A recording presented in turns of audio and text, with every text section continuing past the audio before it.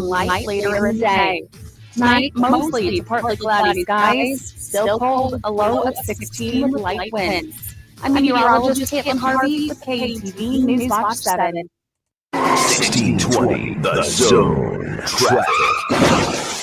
From up here in Brooklyn, time-saving traffic center. There's no accidents or delays to report. The on Metro on this Feel Good Friday morning. There's a couple of disabled vehicles to report. One of them's blocking right shoulder westbound I-80 at 72nd, and the other one's blocking right shoulder on northbound JFK, just between Cape Hart and Highway 370. Everything else is smooth sailing for your morning commute. You shouldn't have to worry about being late to your destination, but if that changes, I'll keep you updated throughout the rest of the morning once traffic starts picking up. Be sure to buckle up and drive safe out there. I'm Joey Colbert. This time-saving traffic is brought to you by Modern Real Estate. Introducing Modern Real Estate, the game changer in Nebraska's property market. They make buying, selling, and investing more affordable and transparent than ever. You're in control of how and where your money is spent. Visit modernrealestateco.com and experience the future of real estate today.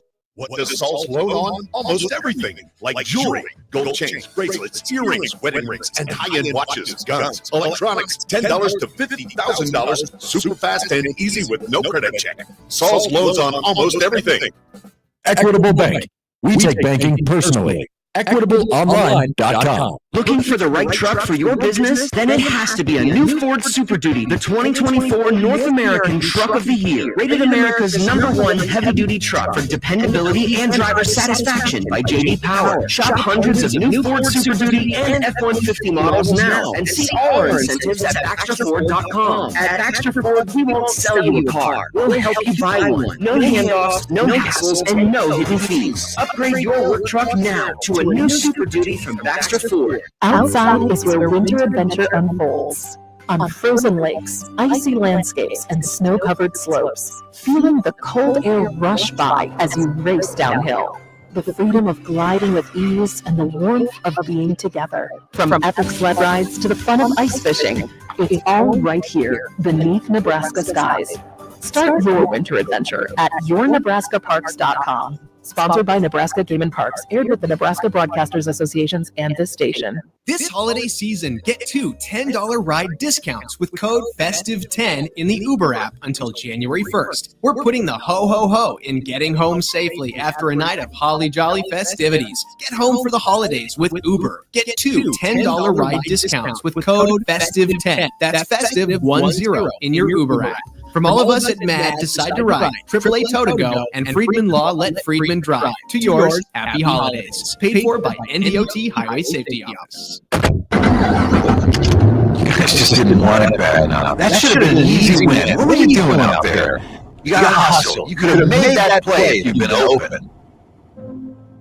On the car ride home after the game, when you think you're helping by telling me what I did wrong and what I need to work on, all I hear is that I'm not good enough, that I'm supposed to be perfect, that it's not okay to lose. On the car ride home, all I need to hear is how much you love me and enjoy watching me play, that my worth isn't determined by my performance, that even on my worst day, I am worthy, that you see me learning, growing, and doing my best.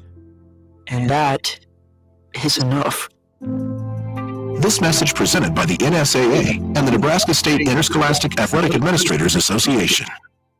You probably never knew, but there is a name behind No Name Nutrition. That name is Hurley, and the Hurley family is dedicated to bringing the best products and experience available to you and your family. At No Name Nutrition, you won't just find natural foods, vitamins, or supplements. You'll also find bulk, herbs, cosmetics, and cleaning products, even essential oils. More than 15,000 items. For nearly 50 years, No Name Nutrition, with the knowledge and service you deserve. North 72nd, West Center Road, and NoNameNutrition.com. Meet Cheryl. Hey, she's on vacation and lost in the moment. Unfortunately, so is her Chase debit card. It's gotta be somewhere. Maybe she lost it at salsa night. These skirts should have pockets. Or maybe she lost it at Pilates. 3 and 2 and... But she's not worried. With the Chase mobile app, she can lock her card till it turns up. Tools that help protect. One bank that puts you in control. Visit chase.com/checking. Chase, make more of what's yours. Chase mobile app is available for select mobile devices. Message and data rates may apply. JP Morgan Chase Bank, N.A. member FDIC. It's that magical time of year, but amidst the festivities, you should celebrate your health too. With all the delicious treats and holiday cheer, it's easy to let healthy habits slip. But just a few simple choices can help you enjoy the season without the stress of extra pounds. Make time for physical activity, eat in moderation, and focus on your well-being. Search Chronic Disease Nebraska to learn more. Paid for by Nebraska DHHS, aired with the Nebraska Broadcasters Association and this station. 1620 The Zone. Live from 50th and Capitol Avenue in the Big O. This is Gary and Matt on 1620 The Zone. 1620thezone.com and 1620 The Zone TV. Now here's Gary, Matt, and Jim. Hi, good morning. That sucked. Hope you're having a good morning. Welcome in. It's the coldest day of the year in Omaha. Yeah. More ways than there's a lot of people that are waking up with us this morning that are a little blurry-eyed as the Nebraska Penn Stater went a 5-set thriller last night. Reverse sweep, unbelievable comeback by Penn State. Quite simply, it's stunning what happened last night in Louisville, and Nebraska's season, an amazing season, unfortunately comes up 2 wins short of hoisting a national title. So good morning. We have lots to discuss on that because there's a lot into what happened last night in Louisville, but it's disappointing. I mean, there's no other way. I said it's a jolt. I said it would be a jolt yesterday if you didn't win a national championship. I did not think when you're up 2-0 that it would be joltish to have a reverse sweep in the NCAA tournament for the first time since 1982 against Nebraska. Wow. They were 102-0 in postseason play when leading by 2 sets. Or when they went up 2-0. They were 102-0. Now they are 102-1. I mean, obviously, it's really hard. So I was thinking about it last night after the game, like where did it go wrong and whatnot. It's really hard to be overcritical or be critical of them and hammer down on them and say that they played terrible or anything of that nature, because first off, Penn State is one hell of a team. They're the co-Big Ten champions. They're a 1 seed for a reason. When Nebraska went up 2-0, I was sitting with a friend who's his sister played Division I volleyball at UCLA, and so he's been around the sport, and he's a very knowledgeable guy. And we're watching with other Nebraska fans, and they're all getting excited. And he goes, "You just wait. Like this isn't a 3-set match. Like Penn State's a great team. They're going to make their run. It's just like whether or not Nebraska can close out the set that they probably aren't supposed to win. And when you lose 3 sets by a total of 7 points against that great of a team, it's hard to say, well, it was an absolute failure and they played terribly. What it just came down to is they had their opportunity in the 4th set to go to the national championship, and they didn't capitalize. And so 2 match points. They're up 22-16 in the 4th. Again, it's a hard way for an amazing season to go out, and a group of seniors that, they've been a part of some incredible moments in Nebraska volleyball, and then some incredible moments in the sport of volleyball, which just continues to grow. And last night set a record. The Caitlin Clark effect was in full display in Louisville. Here's the thing that I haven't watched any of the post match because I can't. I mean, I know what the emotions would be like. I got to think that Lexi Rodriguez, who is on the Mount Rushmore of the greatest volleyball players ever in the history of Nebraska, but will leave here without a title. That probably, I don't know that I want to watch that stuff. But this is going to be a thing where, in a program where winning is really the thing that matters, and the process to get there, the process got off the tracks after Nebraska got up 2-0 last night. So it's a huge missed opportunity. And I think if you wake up this morning, whether you're a fan, whether you're a player, it hurts even more because there was a lot of self-inflicted in there. And then I pause and go, Matt, you know what? There's probably in that moment a little bit of what Nebraska hasn't shown this year came to the forefront. And if you go back a week ago against Dayton, where they had a chance to close out Dayton in 3, and Dayton won the 3rd set. They went to the 4th set. Nebraska won. But the ability to just throw the hammer down when they have the opportunity. And what I saw last night was very disturbing in that moment is when they got up 2-0 and everybody's feeling good. You're like high-fiving. You're like, you know what? What are we going to do on Sunday at 2? Literally what I was thinking. They got extremely tight, okay? And then all of a sudden, from the end of the second set all the way through when the 15th point was scored by Penn State, I thought they were not only tight, but they were also worried. And they did something that I have heard John Cook preach, is no fear, let it rip. Yeah. And what they started to do last night, played right into the hands of Penn State, is you can't get to the national championship match. You can't beat Penn State when all of a sudden you're tipping. And that's what Nebraska became after the second set. Kudos to Penn State. They made a couple of adjustments, but I think the self-inflicted stuff and the lack of just the hammer killer instinct that they have not had this year when they've kind of dabbled, that would bug me for a while. There are two big things to take away from that as well. Penn State, all the credit in the world, and I kind of saw it building a little bit, Gare, in the third set, and then a little bit in the fourth set, where they started building their energy. You started seeing them believe in themselves, clap at themselves, talk to each other, say, "Hey, come on!" Like they were. Jimmy kind of brought it up in terms of Creighton versus Georgetown a couple of days ago. Bring your own juice, right? They weren't in the wreck. And when it came down to the third set, the fourth set, the fifth set, they were bringing their own juice. And like you said, Nebraska was getting tight. Secondly, it was a great little thing ESPN did showing the practice, right? They put that blue tape right there on the net. And it was because they wanted them to go straight up so they wouldn't block inside. They would guard the outside on the block, right? And then at the end of the fourth set and the fifth set, when Merzek was getting going, you could see that they were not being disciplined anymore in terms of that. They weren't going straight up. They were reaching out. That was giving her perfect angle to kill. And so when they were getting tight, what were they doing? They were backing away from the things that they were practicing, backing away from the game plan that was effective in the first two sets. I have not. So, I mean, Nebraska, Andy Jackson was on pace to have one of the most one of the greatest individual performances by a Nebraska athlete. Now, she had a great night, but Beeson and Landfair didn't play well. No. And then the other startling thing, and knowing John, this will bug him for a long time, is they were so out of sorts, kind of along the lines of what you were saying, Matt, in their blocking. Like their blocking in sets 3, 4, and 5 was about as poor as I've seen a Nebraska volleyball team in a long time.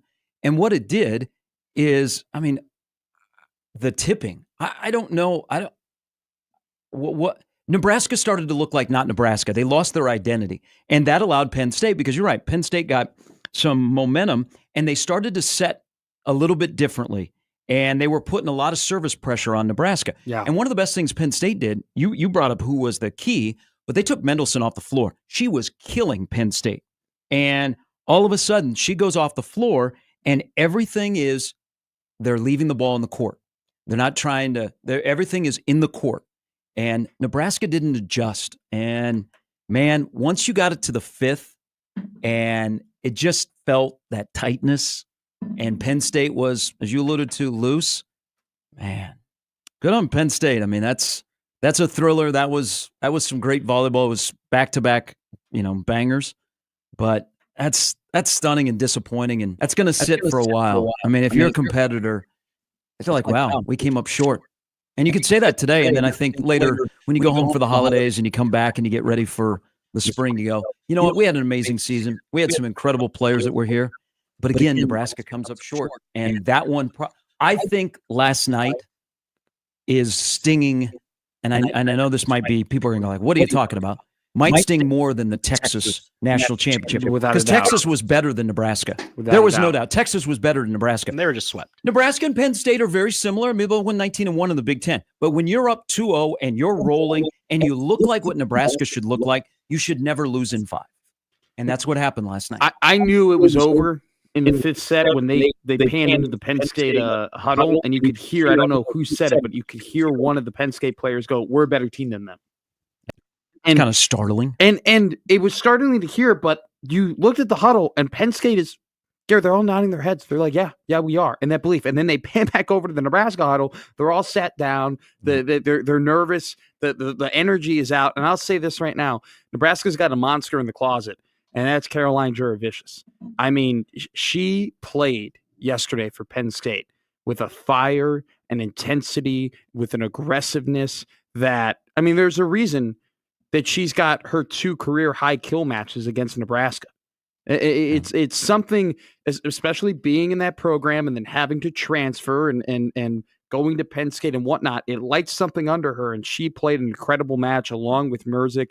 And the momentum those two built and the confidence they were building while Nebraska's block was becoming less and less confident, it was a snowball effect that ended up leading to Penn State winning this match. But still, at the same time, we're saying all these things. They lost every set by 2 points. I mean, they were right there. But they were up throughout it all. 22-6 in the fourth. You got 22-16 in the fourth, and Penn State, and it was on the heels of a 10-1 run. This is where Penn State probably the match really started to turn. So Harper Murray is walking around with a flamethrower inside of the Yum Yum Center, and you're rolling. You're up 22-16. You're feeling like, okay, now you're going to get ready for Louisville. There's going to be all kinds of storylines. Going to be great. And that was on the heels of a 10-1 run to get to 22-16. Yeah. What did Penn State do? Penn State ran off the next 3 points. And all of a sudden, they're not going away. They're not going to lay down and allow Nebraska to have a coronation in the semifinals. But you were still up even 22-19. And you got to the 2-match points. And like we have seen bits and pieces this year, when Nebraska has had a chance to close it out, they've just failed on it. And it's a huge missed opportunity. And I'm going back to, it's going to hurt more because there's a lot of self-inflicted stuff that Nebraska, for the first 2 sets last night, they look like Nebraska volleyball. For the last 2.5 sets, you weren't really sure who that team was. That team looked tight. That team looked like the weight of the world was on them. And Penn State was rolling, and they were going downhill. And now Penn State and Louisville play on Sunday. And pick up the pieces after another great year, but a year that, comes up short of hoisting a national title. Nebraska led 22-16 in set 4, like you were talking about. The sequence following that: Penn State kill, Nebraska hitting air, Penn State block, Nebraska kill, Penn State kill, Penn State kill, then a Nebraska kill, then 5 straight Penn State points, a Nebraska kill, and then Penn State gets the 2 points to end that set. I mean, it was just, you could see that. Look, if I've learned anything about watching volleyball over the last 5 years for me, it's a game of runs, man. It is a game of momentum. And you were hoping, and there were multiple times where I was yelling at the TV. I'm like, crowd, get into it. The crowds, there's a lot of Nebraska people, the crowd, and they tried to get in. Sleepy. I know, man. It was midnight. It was crazy. I mean, they got to start that. Who the hell's starting these damn things so late? Well, I have to kind of paraphrase what I said last night because there was a lot of effort. So where they go? Pittsburgh, Louisville started at 6:30 local. Is that right? Yeah. No, 5:30 local, 5:30 central, 6:30 in Louisville. That's early enough. I mean, 5:30 central. They played 4 sets. They had the 29-27 set. What Nebraska Penn State started locally at 9:42. Mm-hmm. But that's no excuse for. Yeah. I think if you were in that building, and again, the Nebraska volleyball fan travels in force. I heard they bought out the merchandise. I mean, they did. I'm not. I'm not discrediting the program. The crowd has at all. A place in the sport. It just, I think you could feel it, and it was even before you got to the 5th set, and that's not who Nebraska volleyball is. And again, John Cook preaches, let her rip. Okay? No fear, let her rip. And they were up 2-0, and all of a sudden it looked like they were worried that they were going to make an error and weren't going to be able to close out Penn State. And we're into the 3rd set. They opened up the door for Penn State, and Penn State walked through it. And now, Nebraska will be back in that position again next year, knocking on the door. But it just sucks back-to-back years to come up short. One in the national championship, the other in the semifinal against a team you only lost 3 times all year. Yeah. And 2 of them were to Penn State. Look, I just want to go back to my point with the crowd. I thought the crowd was doing a really good job of trying to get the team into it. It's just, in times like that, when you're stressed, and then I think also, too, like factoring in with the let it rip and play with no fear, when you're playing a team that's surging back, and you're playing worse, and then that team, has already beaten you before.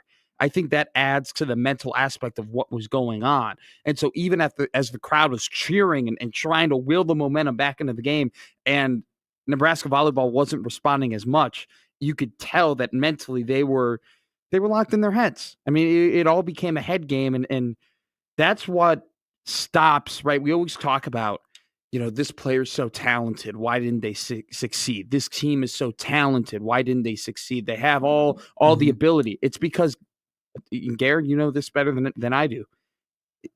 Sports is all mental.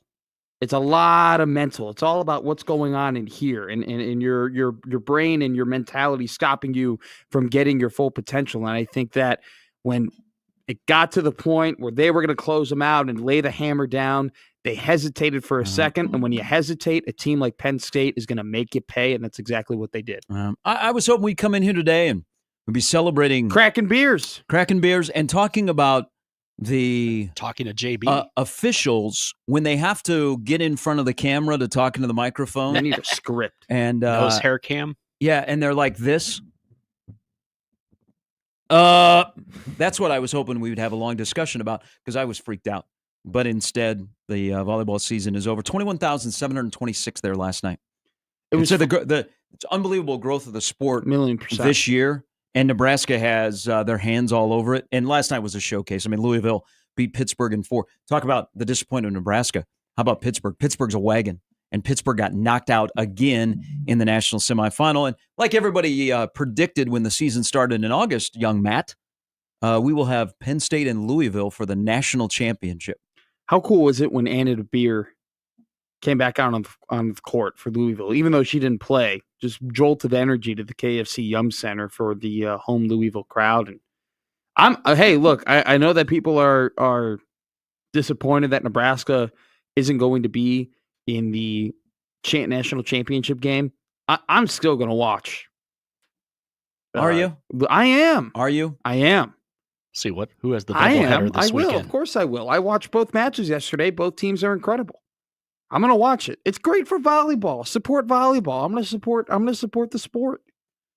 It might be tough for a lot of people to watch. Hey, volleyball bears football. Volleyball bears football. You could hate watch Penn State, root against them. There's that. I don't think there's hate watch. And there's no hate watch there for me. It's all respect. If Russ Rose was still the head coach there, hell yeah. Yeah. But I can't root against her. I mean, you have two really good people that are. I can't root against anyone. I guess it started as a storyline of, there's going to be two women that are coaching against each other. Is that first time ever? First time ever. There will. Wow. I don't know coaching. No, it's in the national championship. It's the first match? time ever there will be I read that there will be a women national championship coach. Two female coaches. So I think it's the first. Yeah, it's the first time there. And you got who might be the heir apparent to John Cook, Danny Busboom Kelly. Really? You don't think it's Julian? Who? Reyes. Jalen. Sorry. No. So bad. No. You don't think it's Reyes? No. No? No. If you don't have Red Zone Sunday, there's some not great football here in the late windows. So, hey, there is football today. It is a terrible NFL slate. New England Saturday's at Buffalo. Saturday's pretty good. Wait. Saturday's pretty good because they took the two best games of the week on Sunday and they put them on Saturday. Because everybody says that football is meant for Saturday, right? No. Saturdays are for the boys? It is the worst NFL slate I have ever seen. Whoa. There is one. You are young. There is one watchable game. We've seen some stinkers in the noon window and one watchable game in the afternoon window. So volleyball Eagles, Commanders, and Seattle, Minnesota. Well, and those games aren't even that good. Yeah, even the Monday night game is what, Saints at Packers? And by the way, Cowboys Bucks Sunday night that I'm actually going to be able to watch since we don't have a show Monday. Yeah. And So here's the thing, too. I'm not going to want to stay up for that. Why do they keep putting your team and my team on national television? People like to watch them. People like a train wreck. I don't want to watch my team on national television. I don't want to watch my team on national television. We should come together and be like, no more national games for Dallas and Chicago. I'm like, what Christmas movie are they showing Sunday night? No, I mean, my team's playing 3 games in 11 days, and I got a quarterback on a bum ankle trying to get the number 1 seed. Listen to you two. All right, but today is a great day of football because we have bowl games. We have a bowl game that begins at 11 a.m. that includes Ohio. Then tonight, where it's snowing in South Bend, Indiana. Is that the biggest sporting event in the history of the state of Indiana?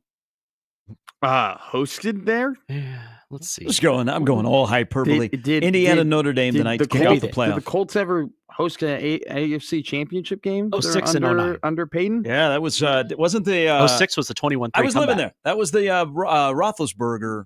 He saved a touchdown. Oh, yes. Yeah, to get him to Detroit. Yeah.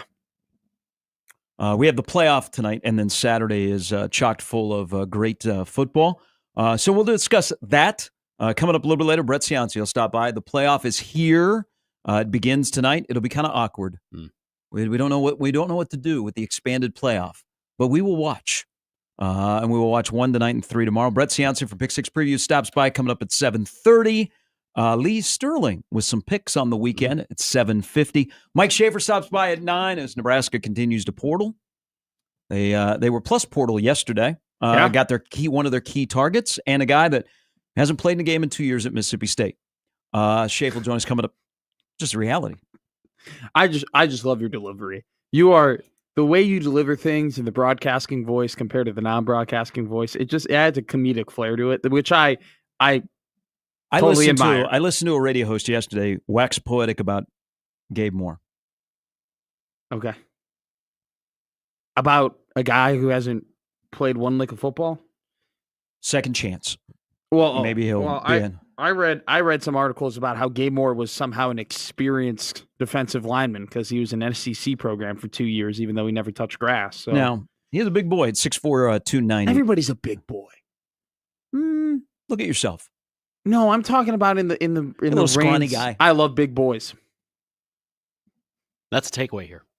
In the range of D1 college football at the D line position, who's small?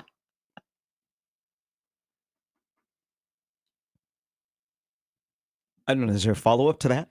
I just kind of caught me off guard. You said you like big boys. It was a joke. I was making a joke. I wanted to get that reaction from you. You cannot lie. And they have you and all actually, the other brothers can't deny. You actually do like the big boys. Well done, Matt. And his picture's hanging up at a gym. I love 90s rap. I did too. I like the 90s. That was good. I need a big boy. I need a big boy. That's a new one. You know that one? That was on TikTok. But not Big Boy. I can't tell from your singing. Because I need a big boy. Because your butt looks so big. I got a big butt. All right, Becky. That's the lineup. Plus, Matt Verzal stops by as well. That's the lineup brought to you by the Rooferys at John Higgins Weather Guard. It's the coldest day of the winter. Well, winter starts tomorrow, but it's like the last cold day around here. I think we're going to have a brown Christmas in Omaha. Sounds wonderful. And also last night proved that we can't have anything good around here. I think I've only ever had 2 white Christmases in my life. So you are a product of global warming. I am. Welcome. I think it was 2 years ago I had a white Christmas. And I was like, this is weird. Like typically we are green Christmases. Yes. I'm Mr. Green Christmas.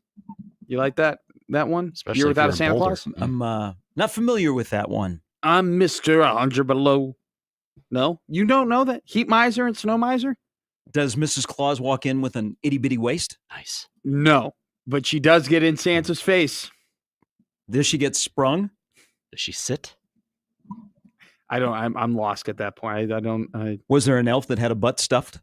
Was that elf deep in the jeans he was wearing? Were you hooked and you couldn't stop wearing? Couldn't stop staring.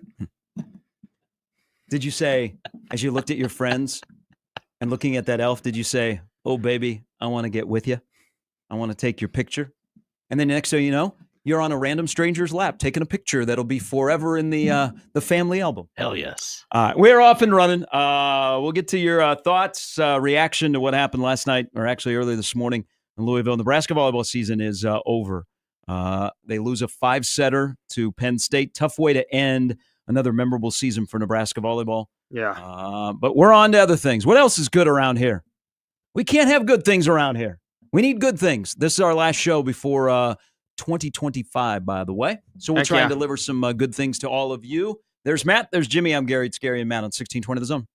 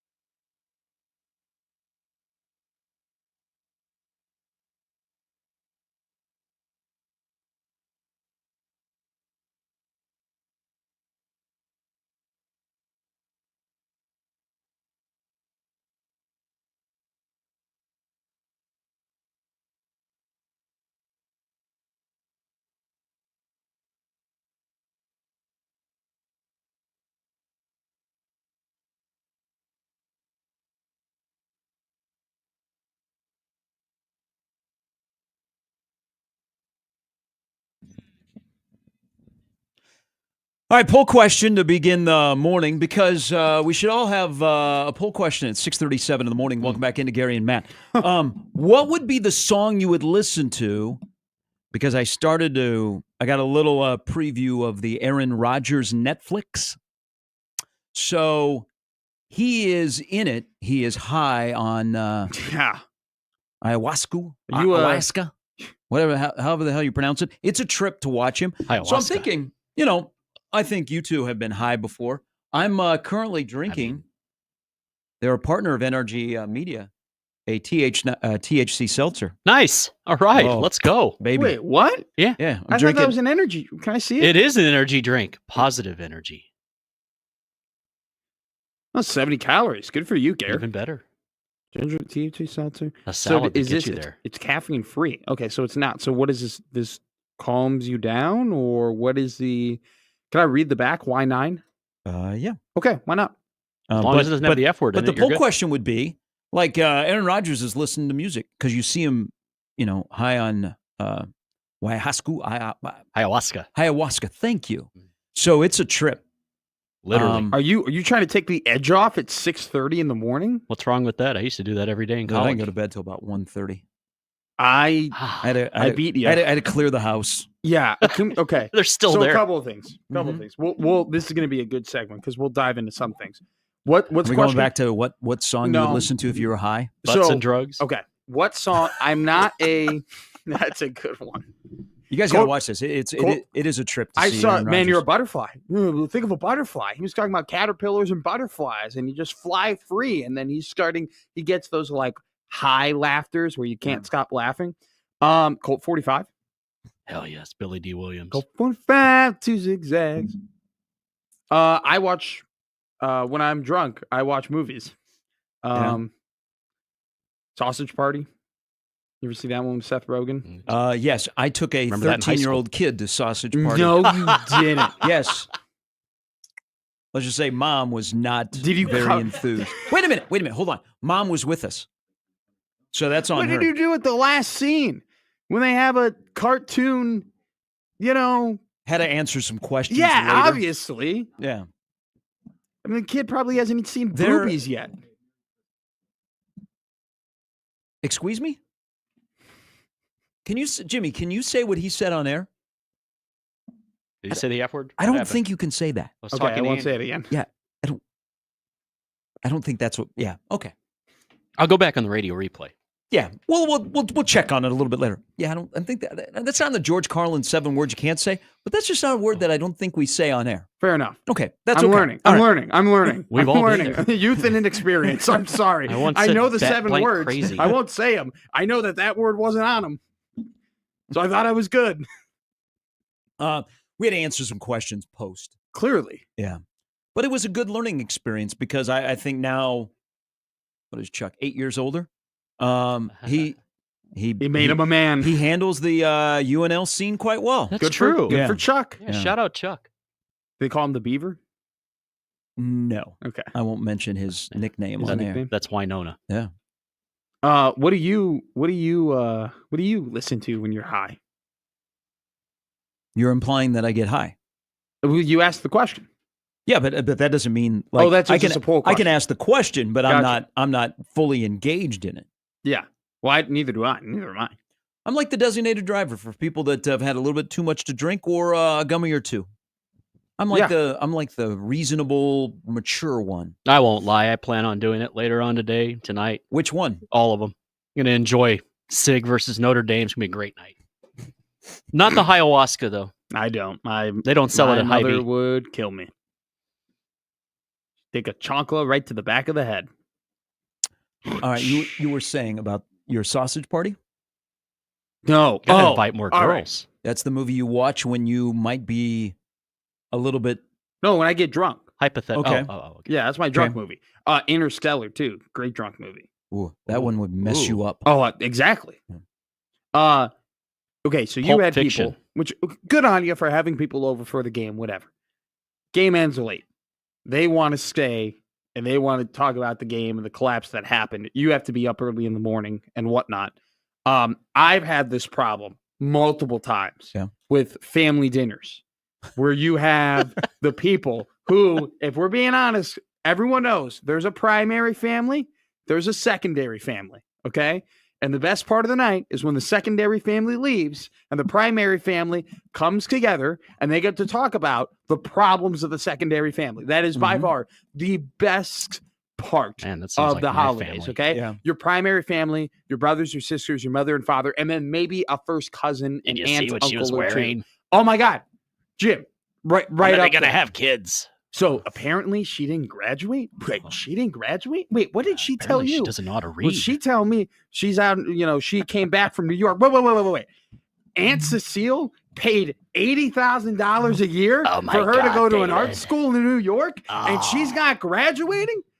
Oh my God, no, it was me. Like, And what the that hell are stuff. the Cubs doing anyway? I mean, That are they exa- even well, wanting to win? No. This is all Oh, this family is- drama, Jim. Ah, So Reconciling with Sammy Sosa. But the worst carry part, on. I saw the that. worst part though, is when no one leaves. When it's 12 o'clock and I'm trying to go to bed. This last Christmas or this last Thanksgiving, Yeah. my abuelo is like 84. My Adidas. Yes. My abuelo is 84. Guy can't drive. At least at night, can't drive. Many in this town So can't. I had to take the bullet, and he had to sleep in my bed, and I had to sleep in the Next couch. to him? No, it was a really funny story though, where he was like, he was like, I'll sleep here and you sleep here. And I go, you sleep there and I'll sleep down there.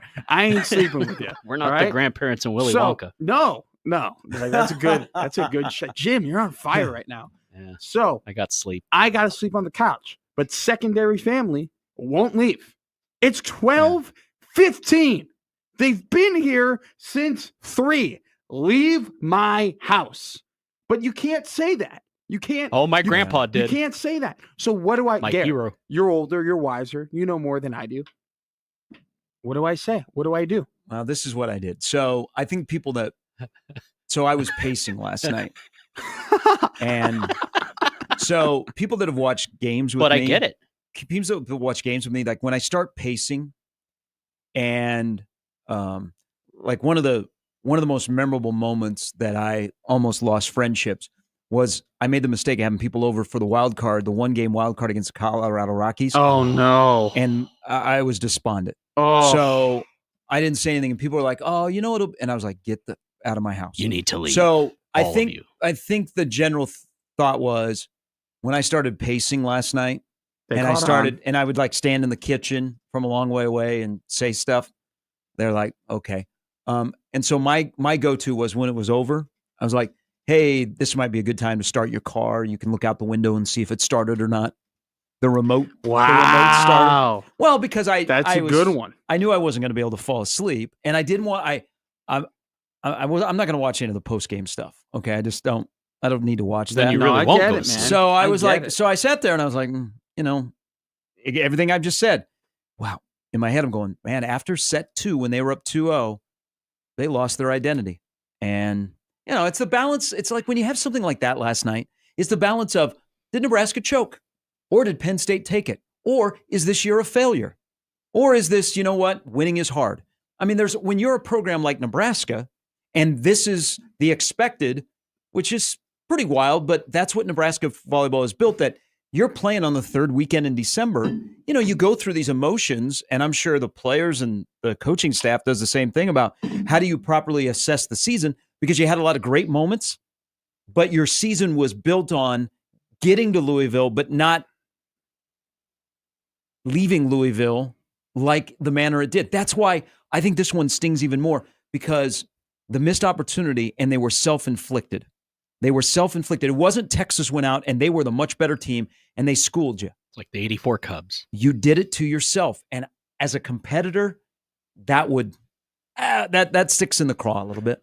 Did Nebraska choke or did Penn State take it? Both can be true. Yes. And that's the part of competition when you have something like this. Hey, you give an inch, what do? Take it a mile. That's what happened. They gave him more than an inch. They gave him inches. They gave him mistake after mistake, and they gave him undisciplined play that went away from what they were trying, what the game plan was. When they were doing the game plan, when they were executing the game plan, when they were taking away, when they weren't reaching over to go and block it, right? And they were staying up straight. What were they doing, Gare? They were winning. And then they started to panic. And when you start to panic, you start to do too much. And when you start to do too much, you get over aggressive. When you get over aggressive, you start coming away from your game plan. And good job on Penn State, man. They started to set balls differently, and they put a lot of pressure on Nebraska. They're a hell of a team. I mean, we're talking about two teams that coming into the game lost combined four matches. Yeah, but you see the road we're going down now because you're up 22-16. You had 2 match points. You're up 22-16. So you got to get to 25. You just need 3 more points. Penn State has to come back to get to 25 to start with, and then to win. So okay, so I got a question for you. Yeah, because this is you being more educated in the sport than I am in this regard. So Andy Jackson's a middle. Right, not necessarily a pin hitter like Landfair and Beeson and Murray. Is it too much to ask that they should have went to her more than what they were doing already? Because sometimes I felt like it was as if it was like, all right, she hasn't missed yet. Like, let's just keep going until she doesn't. At this point, is that just not the untrained eye? Well, I think Penn State adjusted a little bit. Okay, there weren't as many like the first 2 sets. That is one of the most unbelievable performances individually in Nebraska volleyball in a while in the first 2 sets, but they were a lot of the slide. I mean, right off the top of my head, Matt, I can't think of maybe one. She did. She had a couple, but there was like a rebound. Andy slide. Yeah. The other part of this last night is they are an extremely talented team that has a couple of flaws, but Merritt Beeson and Landfair did not play how you needed them to play. That's absolutely. I don't think I'm speaking out of turn here. You're not. No, you were not. They hit 172. Here is Andrew. Morning, Andrew. All right, boys. How you doing? Not great, Andrew. I'm doing well because it's Friday. I'm not. Exactly. It's not snowing. It's well, beautiful. I'll hit on 3 things. 1, for Nebraska at the state their program is in, it's win it or it's a failure, I feel. So they have hit the peak, so it's win everything or it's a failure for them. If you were mentally impaired and you had to listen to something, I would think Champagne Supernova by Oasis would be up there. And then also, if you have people that come over and you want to get rid of them, yeah, I just say I'm going to the bathroom and I never come back out of my room. That's a flex. I would do that. Yeah. I don't know if that'll work. So I just well, I've done it. I'm like, people are like, where did Andy go? And my wife's like, oh, he's probably in bed. I mean, it just works. You got to go bold. Yeah. So that's what my dad. Supernova. Yeah. Hey, Andrew, have a wonderful holiday. Thanks, Andy. Yeah, you guys take care. How many many special people change? How many lives are living strange? So, real quick, where were you while we were getting high? Slowly walking down the hall. Is this Supernova by Oasis? Faster than a cannonball. I just where were you when we were getting high? I recently discovered Oasis because same in 1997 because they're going on tour. They're going on tour. Soldier well, Field. one of the guys, his wife is divorcing him, right? So he's got to get a little moolah before she goes and takes half the bag. Is what I've been told. A lot of Oasis fans at my previous employer that were really breaking everything down for me. So, but by the way, there's no such thing as making it to the Final Four and your season being a failure. No disrespect, Andy. We appreciate your call. That's awesome. I'll just agree to disagree. Look, don't take this stuff for granted. I remember, and it was stupid people on Twitter, but they were questioning John Cook's job security after they made it to the Sweet 16 and lost to Oregon. There were people who were like, "Oh, maybe things are going in a different direction. He's been here a while." I hear that really about Bill Self every March. I'm not saying there was any merit or there was zero merit to it, but there were actual people tweeting about it when it happened, and it's just like, man, going to there are programs that would kill to go to the Sweet 16 in any sort of sport, and so yeah, going to the Final Four, you're playing the best teams in the country. You're not going to sweep them, and it's going to be really, really hard. Yeah, they're going to be back there again next year. Absolutely. They have to find a way to. They got to close. They got to get over the top because, it's coming up close. I mean, it's a journey. It's a long journey, and he'll reset, and they'll come up with a motivation, and they're in Kansas City next year, but yeah, Eventually, you got to beat these teams, right? yeah. Someday you'll find me caught beneath the landslide. KG writes in here. He said Pink Floyd, Dark Side of the Moon album. Great album. We'd go to that too. Every time I get high with my buddies for some strange reason, Pink Floyd, Dark Side of the Moon would be played. Then a trip to Taco Bell. Mm-hmm. Do you know what would be a good high album? Troublemaker, Marvin Gaye. Troublemaker soundtrack? I'll try it. I love Marvin Gaye. Okay. Yeah, I'm trying to think of the songs that are on that. My very limited catalog of Marvin Gaye. Is the national anthem that he sang at the NBA All-Star game at the Forum on there?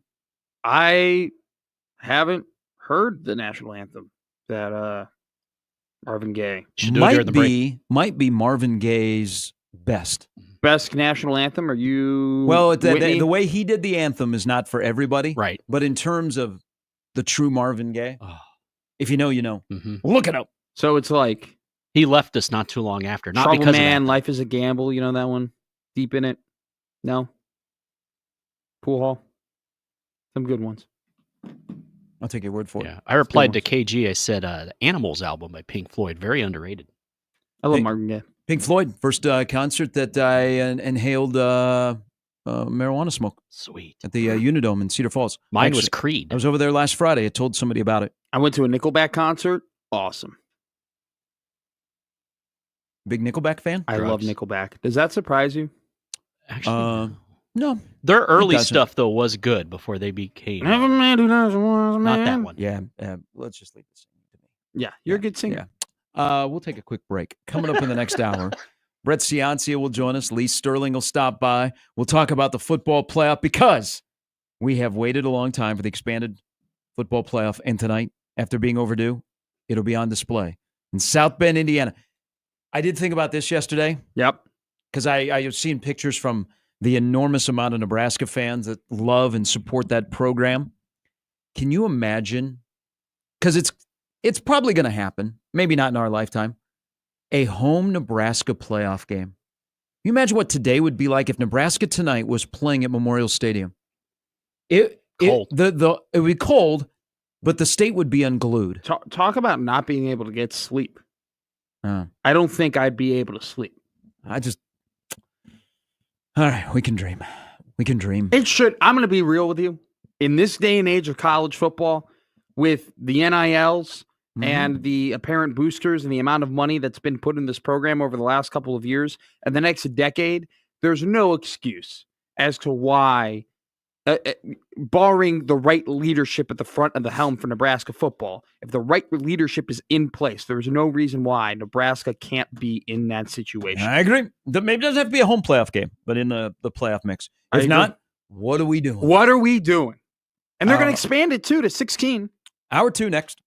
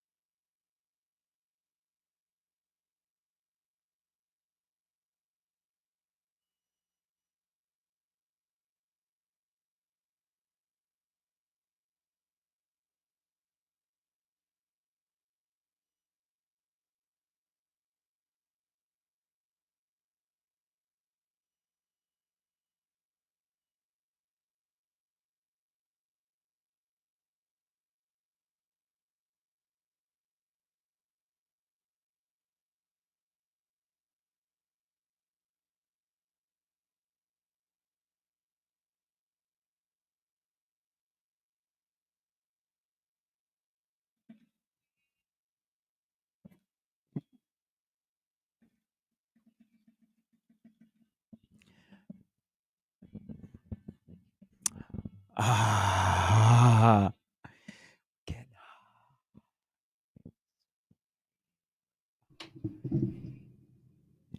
All right, welcome back in. Hour number 2. Yeah. We need this after late last night. Welcome back to the hot box. Where there were horses on the side of the court as they were announcing the starting lineups for the Final Four of volleyball in the home of the Kentucky Derby. You know, it's a little bit awkward. Yeah, it was. John Cook loved it. Hey, you know, you got to lean into it. Talk about things you can't say on the air. If I didn't know you, yeah, you know, and it's dark in the hallways here, you're a man that's walking the hallways with hydrogen peroxide. Like, I would think that maybe you committed a crime or something. Right there.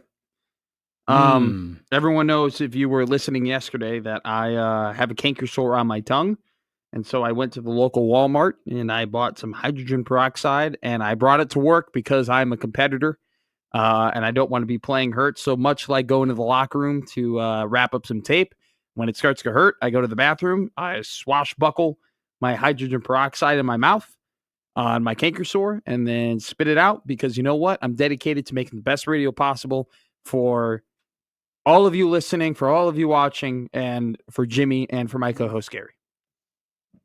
I do. Oh, that just sounds awful. I do what I need to do. I'll tell you something right now. I'm Everclear immune, does the same to thing. the pain of hydrogen peroxide because if you grew up in a Latin household, you know that this is the stuff for everything. Oh, yeah. If anything ever hurt, Jimmy gets it. Mhm. You would dump Get your heart this broken stuff. by a girl, you still get that stuff. Yeah. That's our tussin. Dude, you could get a little like paper cut. You dump stuff on, like this stuff on it, okay? So you swat. My mom immediately was like, you got to get hydrogen peroxide. You get Joe Theismann, here, pour some stuff on that. Absolutely. So also too, I like this stuff. I'm immune to it. That and like vinegar. I can take shots of vinegar, no problem. Okay. I would rather be like Jim Harbaugh last night and doing smelling salts on the sidelines, but to each their own. If you missed it last night, the Chargers, heck of a second half comeback. They beat the Broncos. There was a free kicker from Cameron the Dicker. The kicker. And if you are in fantasy football, that obscure rule, and the first time in the NFL in 48 years, or 57 years, 48 years, 57-yard free kick at the end of the first half. That screws you in fantasy football. I'm there with you. How many points did that count for? Well, it depends on what league you're on, but it counts as a field goal. Yeah. Oh, yeah. too But bad. still, that was Sean Payton gifted somebody in my league a fantasy football championship with just incredibly poor clock management. You see that flex, Jimmy? You see that flex in my fantasy football championship? Nice little flex there. I was talking about a friend. Here's our friend, Old Man Doug. Good morning. Good morning. We got up. We got to move on. We got the Pinstripe Bowl a week from tomorrow. More pain will be endured. That's what I was going to talk about. It's like, can't we just have one win? I mean, just can't. I mean, it's the conversation about did they choke or did Penn State take it? I think it was more Penn State took it, but they challenged that one, and I think it was at the end of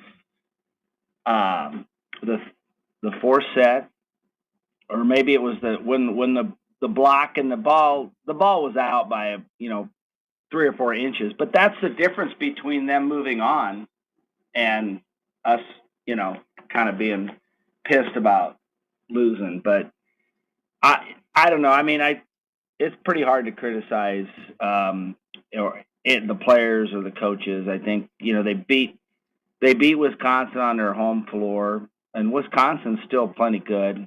They swept them all 3 matches, and it's hard. I think they were up for that game.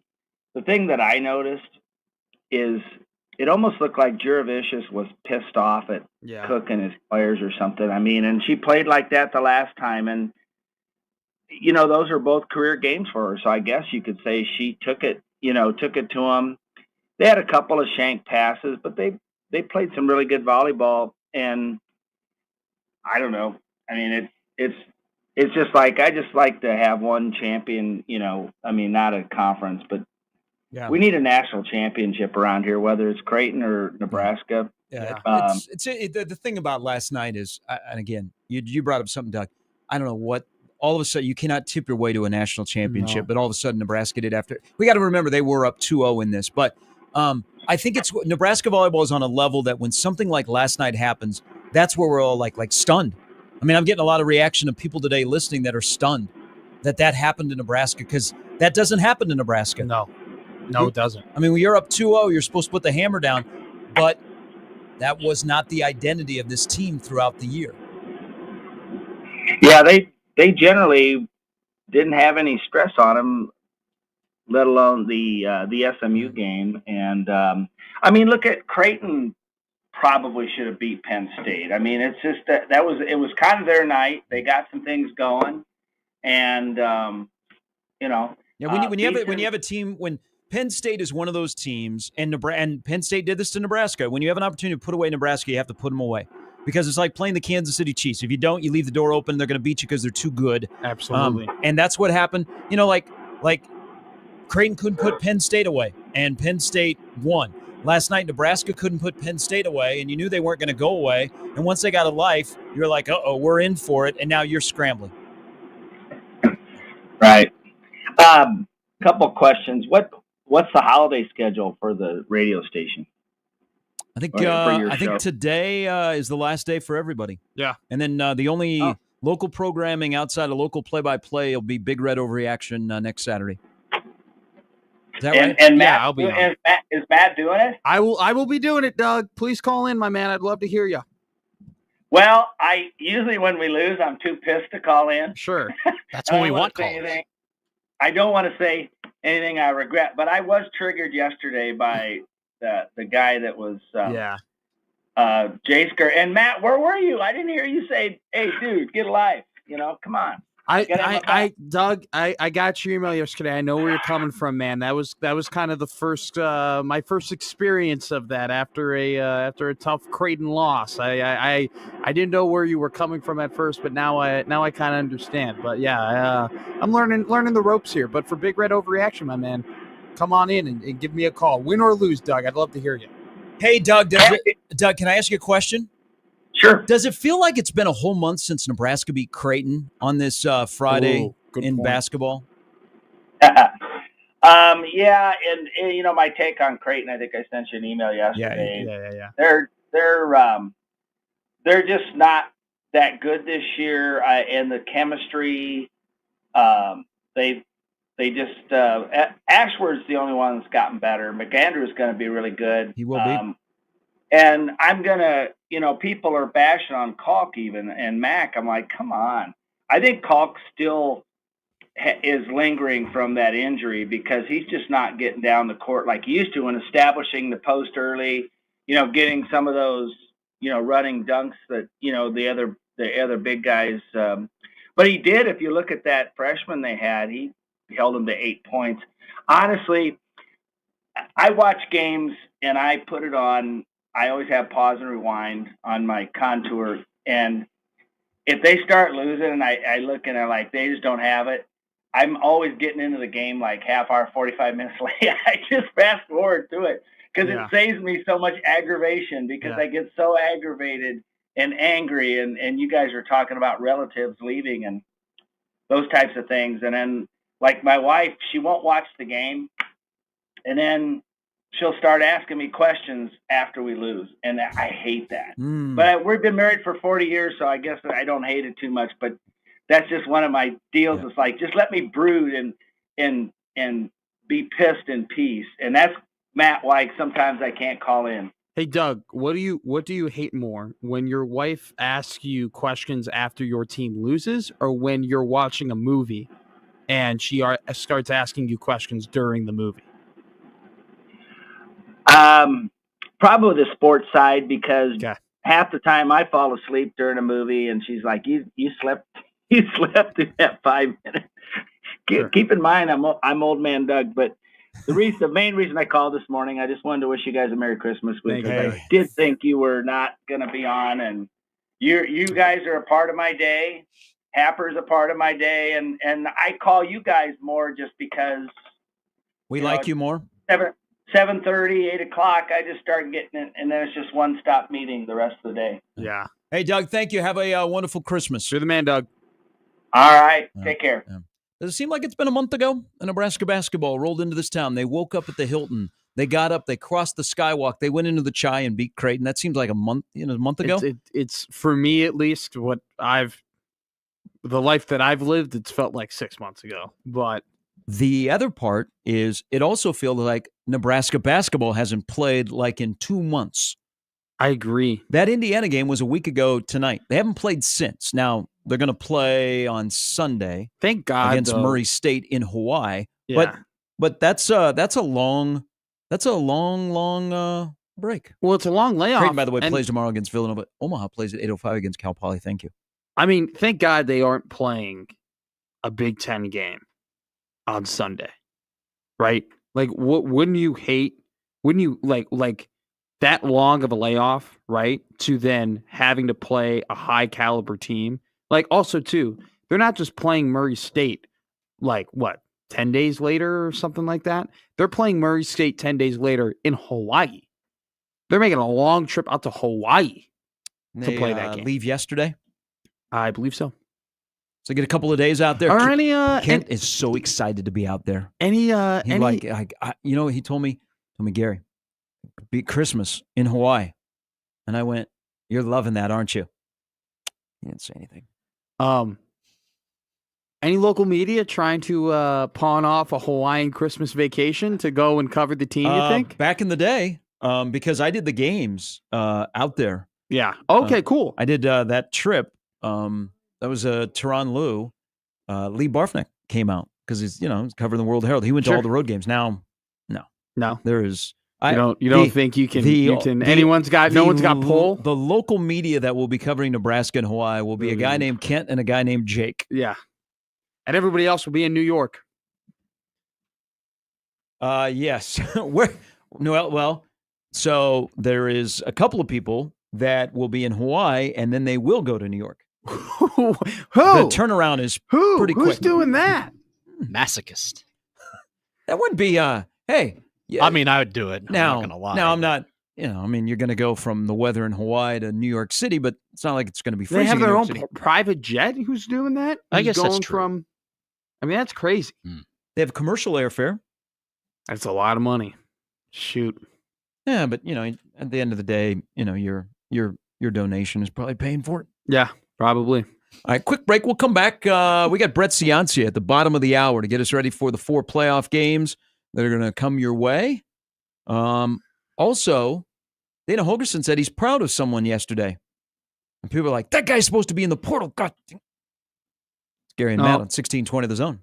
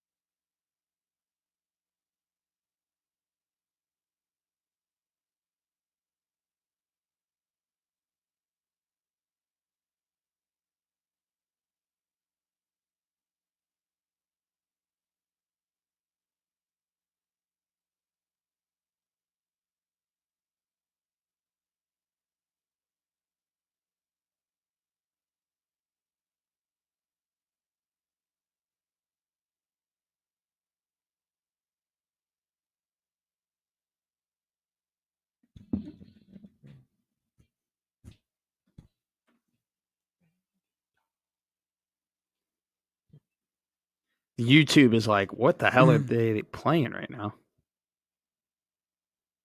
Look at you, man.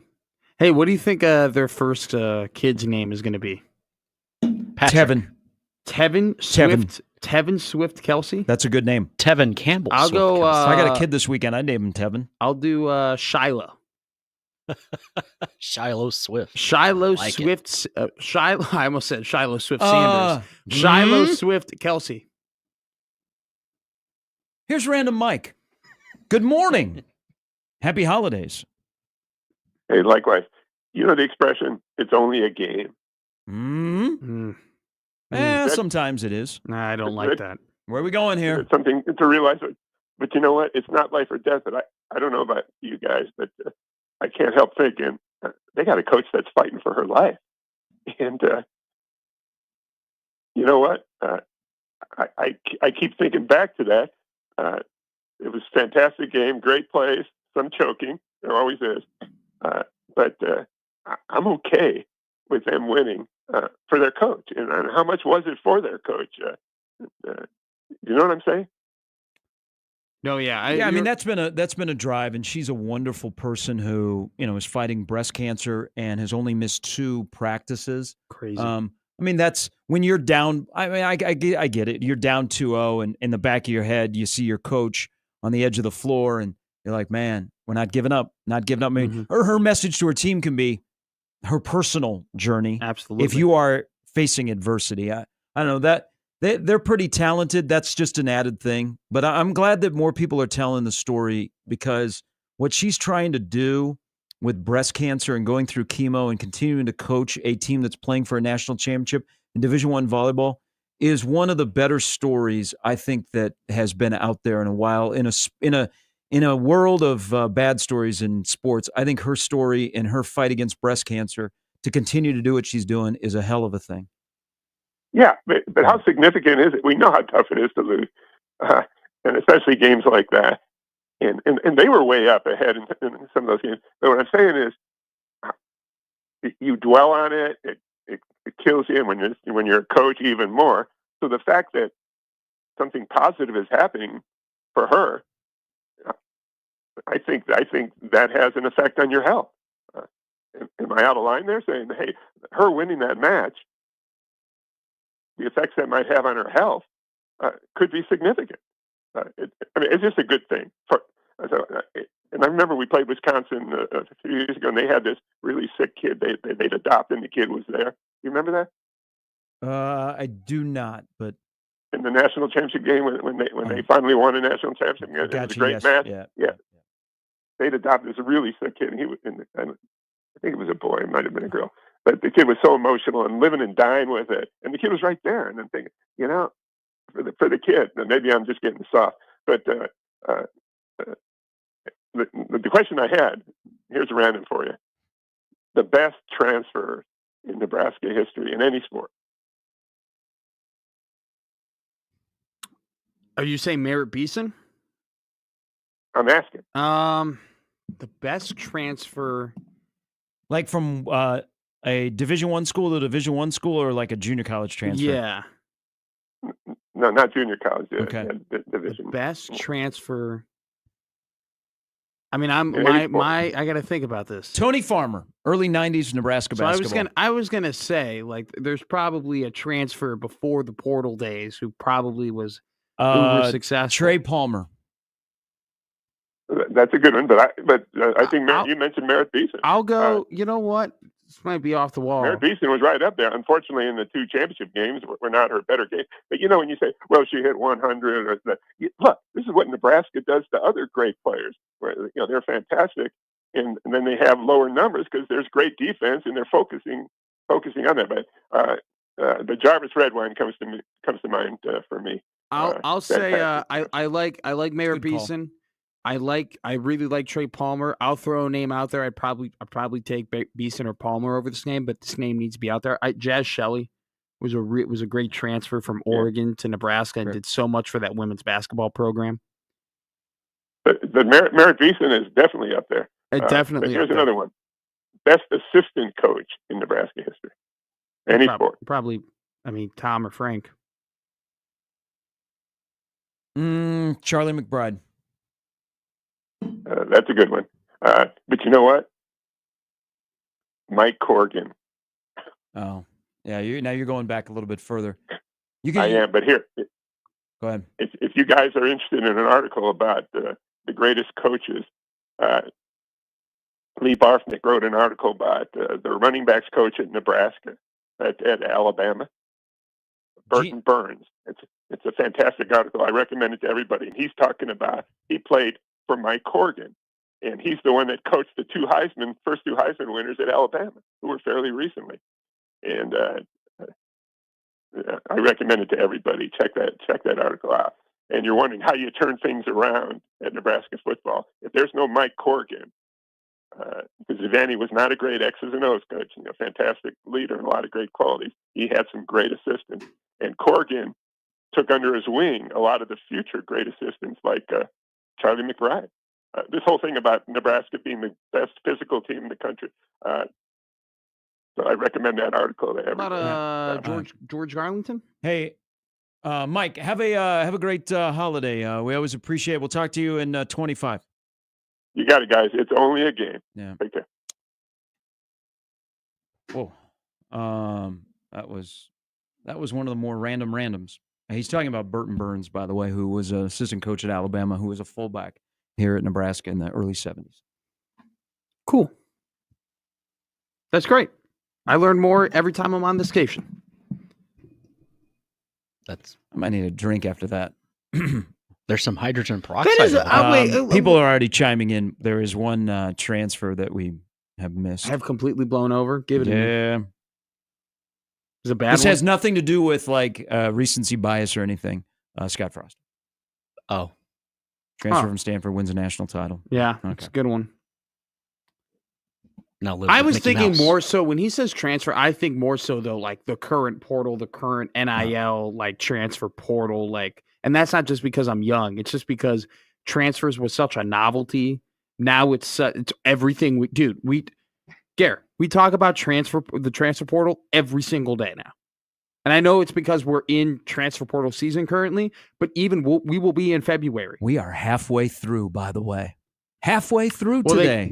They can't, ipso facto, because they can't take visits after Sunday. Sunday's the last day to visit.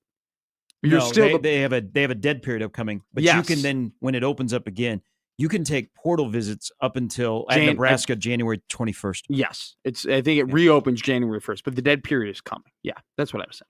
All right, Brett Ciancia from Pick Six Preview is going to stop by with previews of the 4 playoff games and all the other nonsense that's going on. Bowl games, by the way, have been fun. I caught the tail end of the Sam Houston State Georgia Southern game. I love that both teams wearing their home jerseys. And Bill Longo, Sam head Houston coach now. I know. They had him in the booth, and I'm like, oh, that's the guy who got fired at Wisconsin. Looks happier. Looks like he's gained some years back. Sam Houston State won last night, their first bowl win. How about JMU and Sam Houston, where FCS went to FBS, and now they got bowl victories. Big Jim. Hey, you need more teams with more players now entering the portal with less homes. You're going to need more of these FCS teams going to step up and be FBS programs. I'm being serious. Like if all these smaller group of 5 teams are going to the Power 5, you're going to need some of these FCS schools to fill out the rest of the way. All right, Pick Six Preview, man, coming next.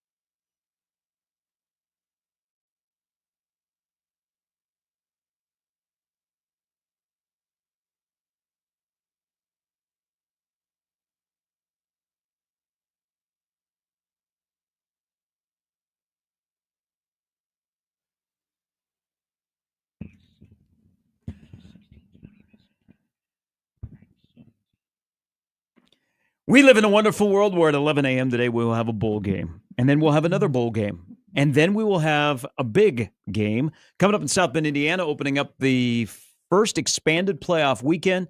So that means that a guy that will be locked in has seen every minute of every bowl game so far is Brett Ciancer from Pick Six Previews. Good morning. Hey, good morning, Gary and Matt. And yeah, every minute of the bowl games. Plus, I did some overtime homework for you last night with the volleyball match. Man, that was a early way to go down. And feel bad for the team there because it's one of the best programs in the country. But yeah, we're on to football. It's a Friday. We got a playoff game. It all sounds crazy. It's on campus. It's bizarro world, but I'm excited for it.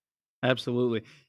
Hey, so Brett, I want to go to this because when the college football playoff was made and these first matchups were introduced, everyone got really excited about the on-campus games, right? Teams having home games for college football playoffs. And there was all these jokes, right? Imagine about this team going to this climate and this team going to that climate. Well, now we kind of got that, right? There's a home game in Ohio State and Columbus. It's going to be cold. There's a home game in South Bend, Indiana. It's going to be cold. There's a home game in Penn State. It's going to be cold too. So looking at all the weather, like, is this what the college football playoff really wanted? All these games being played in just cold weather? And how do you think do some of these teams like Tennessee? I mean, it's a little colder in Tennessee, but SMU is going to have a tough time. Do you think the weather is going to play a really big factor in these CFP games? Well, to your first point, I think the playoff had imagined that they'd have these in the South. They probably thought the SEC would be hosting a bulk of these, where they'd have all their SEC stadiums sold out. It does bring a logistical problem with the schools being out. I mean, they just had their finals and everyone's home on Christmas break. Yeah. So that's why some of these ticket prices are small. There's also the idea that teams might have 5 neutral games in the postseason. So fans are being selective about what they're going to spend their money on. It's really tough. So a lot of variables they didn't consider. And then to your point about will weather affect that, I think it's a little overblown, to be honest. I don't want to be a party pooper here, but look, both teams have to play in it, and I know that both teams have these beautiful indoor facilities. I'm sure that they're not practicing out in the cold, so it's not like Penn State every day is out there in the snow. You know, it's like they have their beautiful indoor facilities too. So, in fact, I'll go the other way on it. I think it actually hurts Ohio State, given their offense, given their skill positions, their receivers, their passing attack. Tennessee is that's the kind of team you want in the cold. It's an elite defense and it's a great run game, big offensive line. So that might actually favor Tennessee in this case. Oh, can you imagine trying to tackle Samson in the weather tomorrow night in Columbus? So let's start with South Bend, where it's going to be a unique setting. We have a playoff game at Notre Dame Stadium. Touchdown Jesus gets to see a playoff game.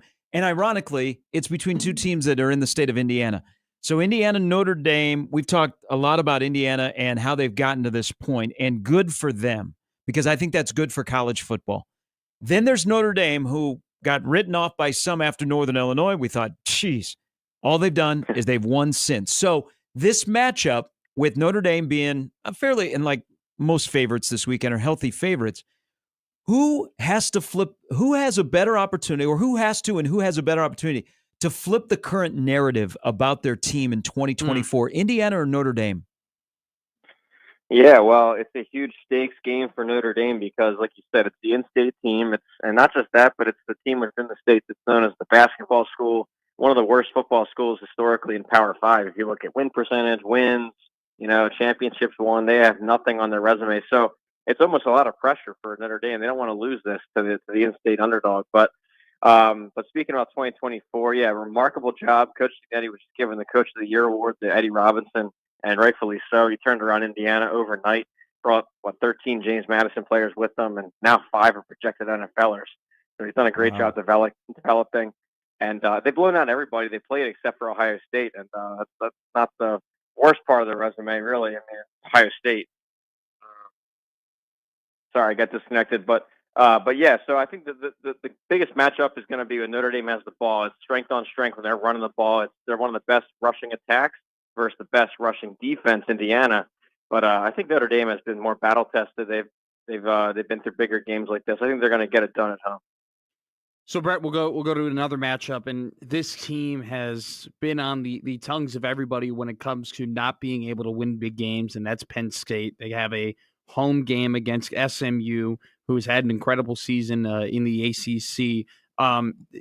What does James Franklin have to do in order to get, SMU's a lower ranked team and they've been able to beat lower ranked teams. But let's just look at the full picture. If James Franklin is finally going to shut the haters up and win a national championship, what is this Nittany Lions team going to have to do in the playoff? Yeah, well, that's a great point.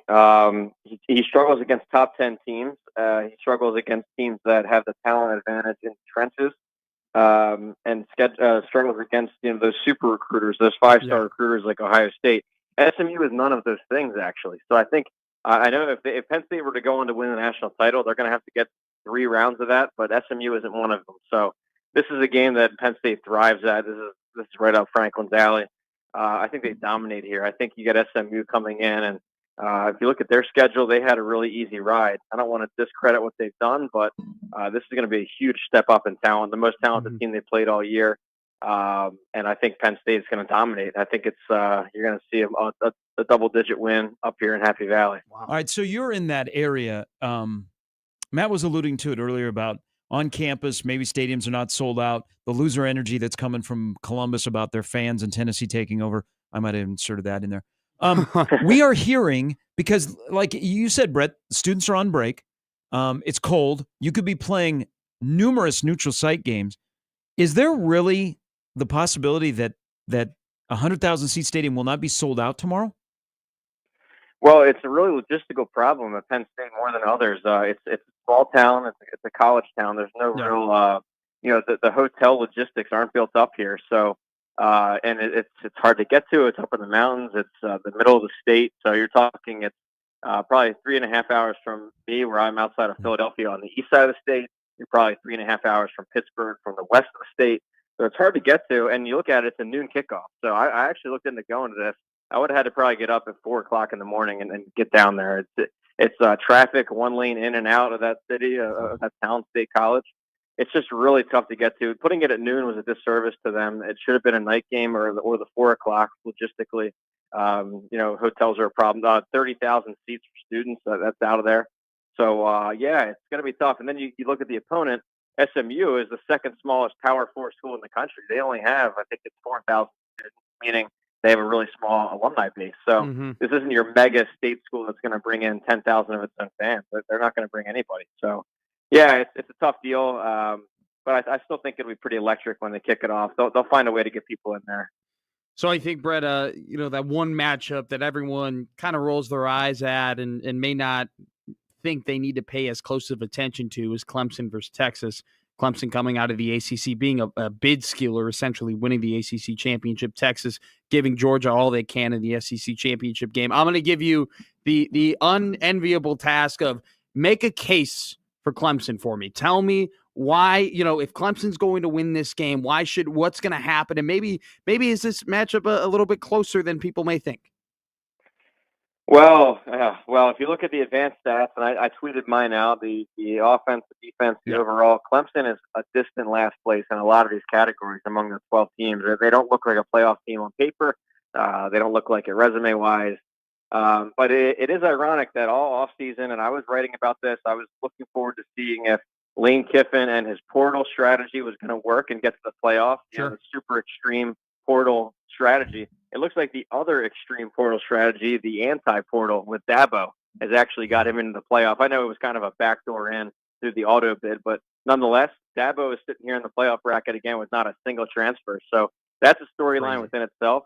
Cade Klubnik developing a quarterback. He had a rough opener, but has been almost perfect since. And he had a game-winning touchdown, 50-yard run against Pitt, and they've been really they've been really resilient surviving throughout the season. So they're going to need more magic from him, but I don't think it's enough. I think Texas has a really strong offensive line, defensive line.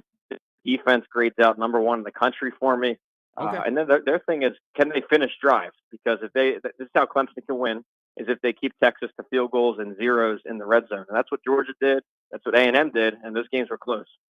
That defense for Texas is filthy, and I just have visions of the 2 games that Clemson played against SEC teams. Yeah. Let me, before we slide over to Ohio State and Tennessee, if you're holding a draft, so Dylan Gabriel is not available to you, Gunnar Stockton is not available to you. If you had to select one quarterback this weekend that you get to start your roster with, who would it be? I'm thinking, just for one game or for long term, because if I need one game, I'm going to go Quinn Ewers. Okay. But if I'm building for a full career, I think Nico from Tennessee. I think that he has a sky-high ceiling. He's only a freshman. And I think you're going to see a new quarterback come out, not to jump ahead to the last game, but I think you're going to see a new quarterback come out of this 10 bowl practices, and I think it's going to be a complete team here. So I would go Nico long-term, but a one-game winner, I want Ewers. So sticking with that, how would you describe Ewers' year? He was supposed to be the Heisman guy. He was going to be first number one pick, and we're still having a debate about, man, are they going to play Arch Manning more this weekend? How would you describe his season? Yeah, it's been up and down for him, honestly. I think he was knocked out by injury for a game, and he's missed in the red zone. That's one area I talked about that they need to improve. They get down close and then they freeze up. I think why I would pick Ewers just because I've seen his ceiling. I saw him late last year, 2023. He was playing elite football, won them their conference, got them within a yard of the national title appearance against Washington. Or throwing there into the end zone. So I think because I've seen him at his championship peak that I would want him to get back to that year. But yeah, he's been a notch below that this year. Okay, so I'm maybe Gary will get back to Tennessee, Ohio State, but I do want to jump maybe a little bit ahead here. Georgia's one hell of a team, but Carson Beck is trending at this point not to be starting in the college football playoff.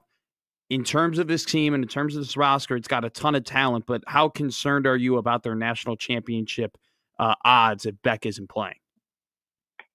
Well, when I think of 2024 Georgia, I don't think of Carson Beck being the reason that they're sitting here in the playoff. Honestly, he's had a down year. He entered, just like yours, he entered as a Heisman favorite and has really collapsed. He has the most interceptions in the conference. I saw him live against Alabama. That first half, he looked like he was seeing ghosts. He was throwing it directly to the Bama players. I think he had 3 picks. So he's come up short in a lot of big games. So I think that what makes Georgia special is the other 21 positions. Their defense is swarming. It's got 5 stars everywhere. Their running back stable is unbelievable. Offensive line huge. I guess they're lacking a little bit on the outsides and a quarterback, but that's been their formula. So and the timing helps. For Stockton, he's going to get 2 full weeks of prep, actually 3 with the bye. Yeah. So if you ever had to lose your starting quarterback, now's the time. Look at what Ohio State did back in 2014 with Cardell Jones. I think they're going to be fine, and I don't see a huge change in their odds. Hey, what do you think about the energy that's coming out of Ohio State? They talk about all the Tennessee fans that are going to be there. They talk about Michigan beating them twice. They talk about the job security of Ryan Day. What's your thoughts on the energy out of Columbus and the impact that it'll have tomorrow night when that game kicks off against a pretty good football team?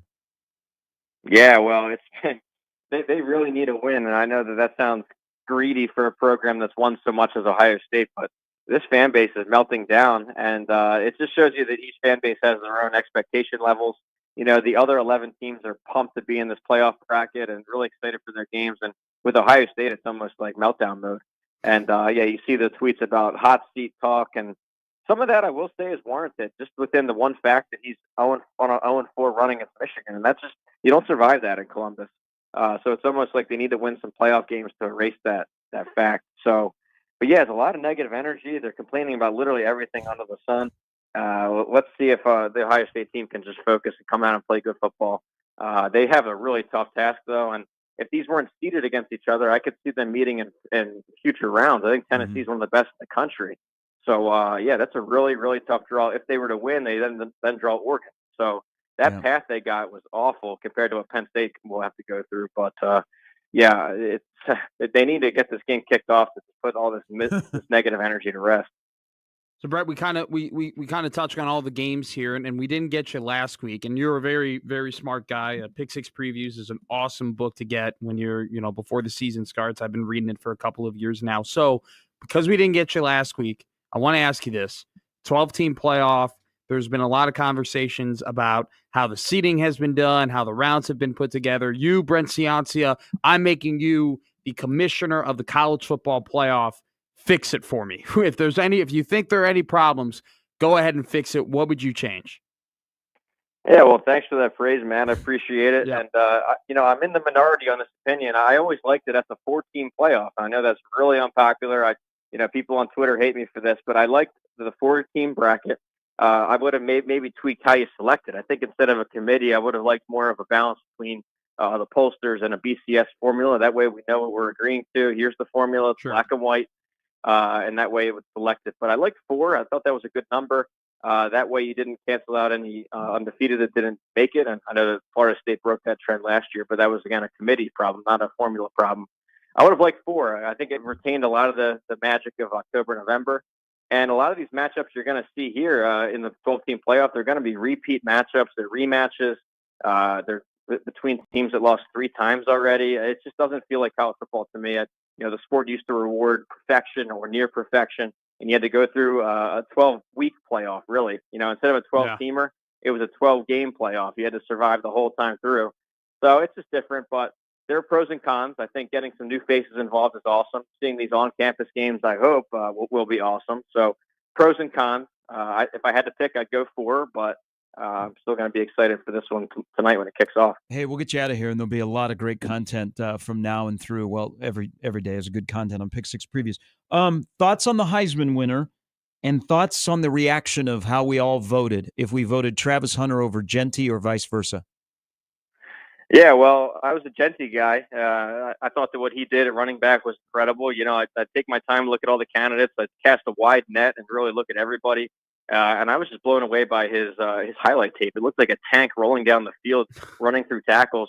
So he led the nation in rushing yards. If you look at only his yards after contact, he still led the country in rushing yards. It's unbelievable.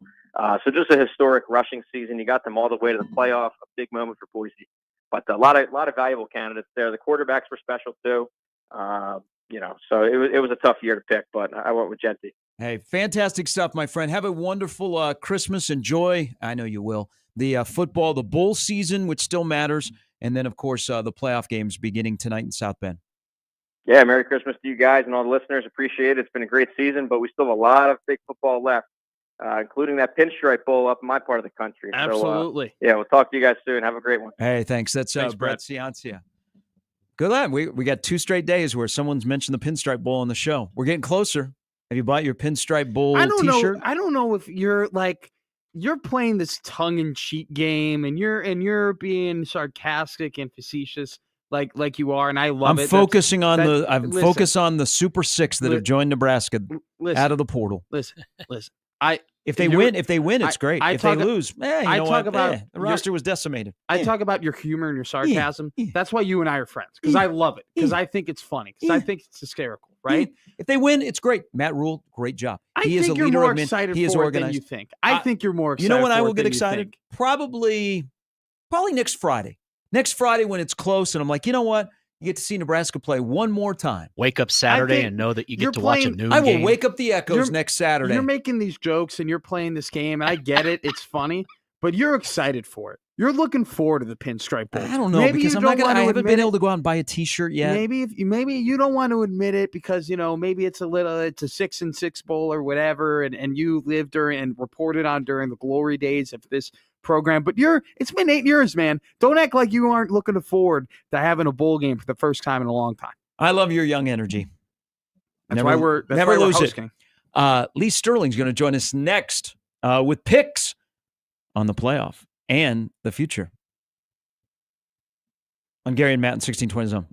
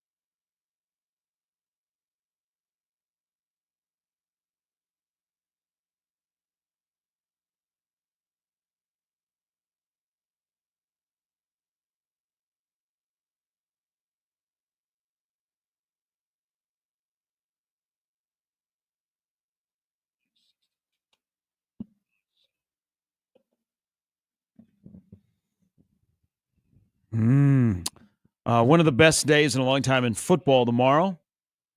But we first have a playoff game tonight at Notre Dame Stadium. And we have Lee Sterling from Paramount Sports who joins us. First and foremost, Merry Christmas, Happy Holidays to you and your entire family, my friend. Yeah, same to you guys. Yeah, it's been we had some great times together, but it's that time of year, and want to wish you and your families and staff and all the listeners out there a happy, healthy, and a safe holiday. And this is what I'm going to do. Never done this before. I have a game that we're selling today, and normally $27 on Fridays, and we've hit actually 9 straight Friday games. Wow. I'm going to give it away for free. Just go to the website, ParamountSports.com, put in the code word free when you check out. Okay. And they're going to get it for free, and just my way of saying thank you and for listening each and every Friday, and going to the website, and hopefully I can put some jingle in everyone's pockets if their significant other has spent a little more than they expected, and hopefully they want to come join me down the road, football, basketball, hockey, or UFC. That is awesome. ParamountSports.com. Santa Sterling is with us. As you say, not everything is free. That's what Lincoln Riley would tell you about his roster that is being poached, but yet he had a good day yesterday out of the portal. But his current team has been a little bit of an enigma. I don't know. We've talked about this in the past of trying to cap games that are not playoff games when it comes to the bowl season. But how are you looking this? Because I think this could be a pretty good matchup. Texas A&M against USC. Yeah, and what we found out, a lot of these schools, when they scrimmage during the holidays, pre-bowl, they just really have the 2s and 3s go against each other. And I think that's what we're going to see in this case here. And even though A&M had 20 guys hit the portal, only very few of them were starters. So I think they're going to be able to have some success here against the defense. And also the USC wide receiver room has been absolutely decimated here. So let's sometimes you got to lay it if you want to play it like A&M here, 38-30. Alrighty, Lee, we'll go to another matchup in a classic SEC versus Big Ten as the Mizzou Tigers take on the Iowa Hawkeyes. The Tigers are 3-point favorites.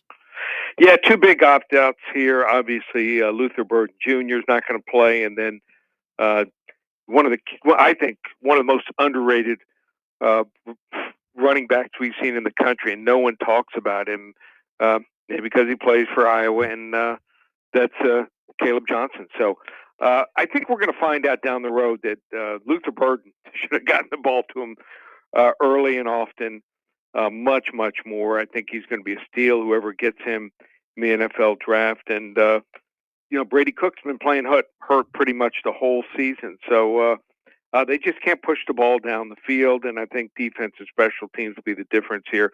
Let's go with Iowa here. Not going to be as high scoring as some of these other games, but I still like them here, 20-13. All right, let's talk about the first playoff game that you have on the card. Big game misery. James Franklin. He's at home. It's a playoff game. It's against SMU. We don't know much about SMU, and then we go, wow, they might be really good. Penn State, really the only time they've been tested this year. The 2 games they've been tested. They lost to Ohio State, lost to Oregon. I was impressed in the Big Ten. They are a nice little favorite at home tomorrow. Not a night game, but a noon local kickoff. Where are you going with Penn State SMU as the Nittany Lions are an 8-point favorite? So I think weather is going to be a factor here. Going to be high teens, low 20s, and it can get in the high 30s, low 40s in Dallas. But I don't think these kids are ready for this kind of cold. Yeah. And I think the receivers could be affected. For SMU, checking, it looks like none of their receivers come from the up north at all. And Penn State's running game, I think both their running backs, Nicholas Singleton and also Katron Allen, both had 100 yards against Oregon. They just can't beat these top 5 teams. But I think SMU is going to have trouble moving the ball against this defense here. Penn State 6-0 straight up at home in games they were favored in. I like Penn State. They double up SMU 32-16.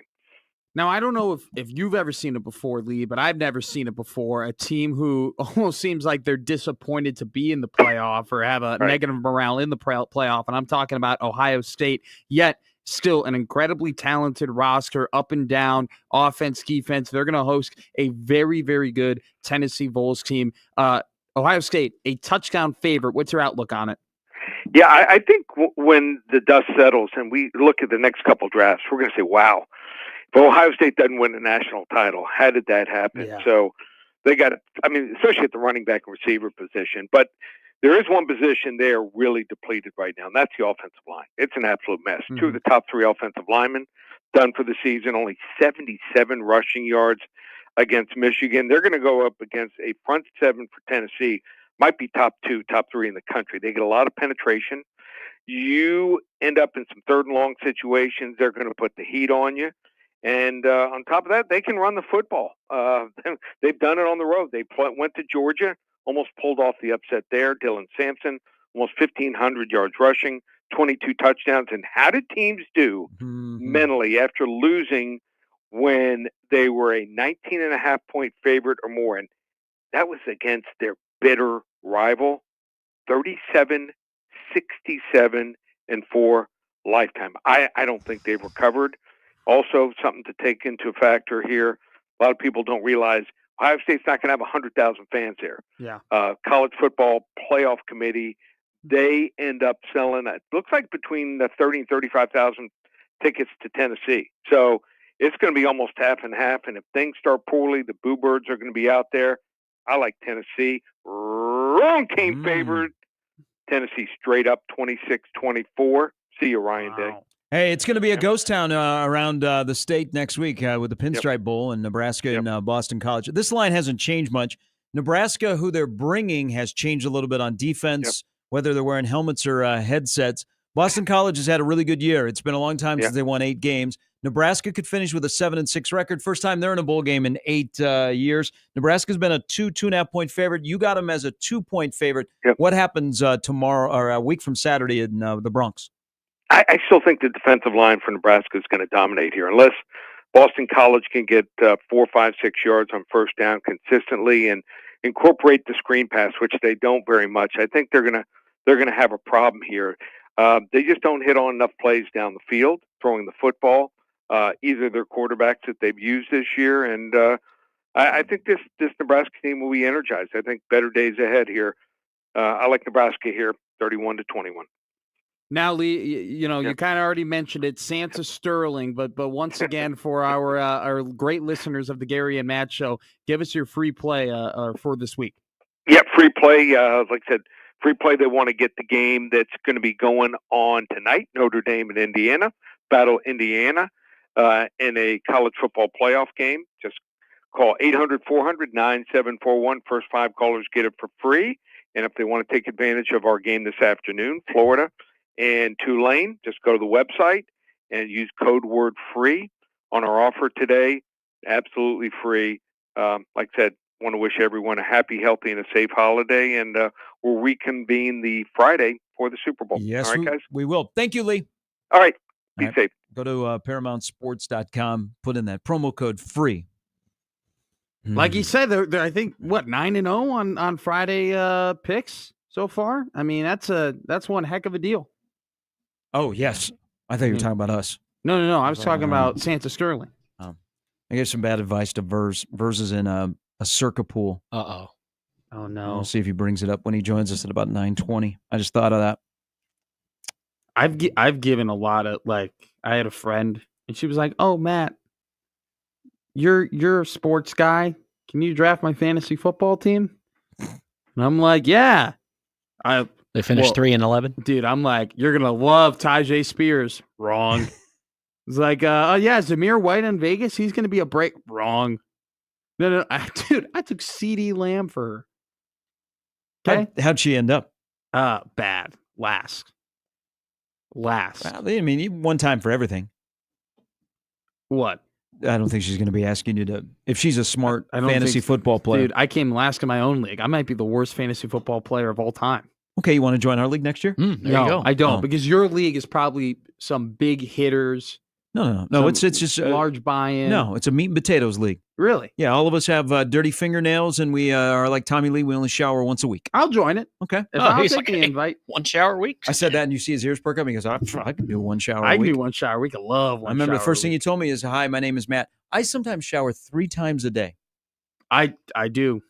I do. I do sometimes shower 3 times a day, and I sometimes Wait brush till my he's teeth paying 3 for the times a water. day. Hey, least shocking news yesterday was that Tommy Lee's wife, I believe it's his wife, says that he only showers once a week. I was really surprised by that because he does strike me as a guy that out of bed and in the shower Tommy before Lee bed. Jones? No, just Tommy Lee. Yeah. Oh, this is going to be a discovery. Uh-oh.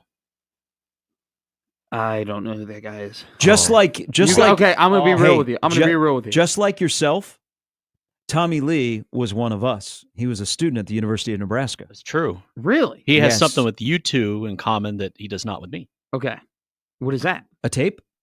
I mean, Oh, we didn't have that technology. Okay, I'm looking at this guy. You're surprised he doesn't take one shot, or he only takes one shower a week? The guy looks disgusting. okay. Type in. That's not a work computer, is it? No. All right. As Matt discovers who Tommy Lee is. Go ahead. What am I typing? Tommy Lee video. Okay. Fun for the whole family. With wife. Oh, what happened? Just don't type hot wife. A video of Tommy Lee and his wife, Brittany Ferlin, showing they rescue their dog from a coyote in the backyard. Yep. Okay. Take off her wife and just say Tommy and Pam. Yeah. Tommy and Pam video. Tommy Lee and Pam video? Yeah, just Tommy Lee and Pam video. 90s TGIF sitcom. Well, on there's an ABC. IMDb of it, so I think. Well, maybe you ought to go to the video part of your Google Chrome there. Oh, I see the images. Yeah. Yeah. Okay. What? Go ahead, click on those images. I'm on the images. Yeah. Go all Zapruder film I mean, on it. she's a good-looking gal. Baywatch? Oh, really? Pamela Anderson. Oh, there's a bunch of girls who dress up as Pamela Anderson who are my age. The for- original Tool for Girl, Home Halloween. Improvement. They all goes, I'm Pam Anderson. I go, I don't know what that means, but I like how it looks. What part of the video are you on? I'm on the part where I clear my history. Have they moved to the back of the boat? Clear I your just- history. You're a grown up. You got to own that stuff. My mom listens to every minute. of But the shout show. out, Mom. So, Tommy Lee, Motley Crue. Oh, okay, cool. Tommy Lee, in the first game ever at Pinnacle Bank Arena, was the in-game DJ. Really? Yeah. Tommy Lee played at the Chuck last summer. Not this past summer, but the summer before. Cool. That was a good night. Did a reality show at UNL. They didn't tell you that on your tour? Nope, I didn't take Your it to her. orientation? I never took it to her. I didn't even have orientation. COVID, Wow. baby. COVID. Are you like Mike Ross from Suits? Did you really go to Nebraska? You ask the people in the comments, they probably say I didn't. All right, we got to take a break. We come back. We are so proud of him. I am so proud. Thank you. Dana Holgerson said yesterday. Oh, you're not talking about me. Okay. No, sorry. Dang. I'm like you're like a dad who never tells his kid I love you, and I'm just seeking approval. You get used to it. Go Shout ahead. out, Dad. Go ahead. Gary and Matt on 1620 The Zone.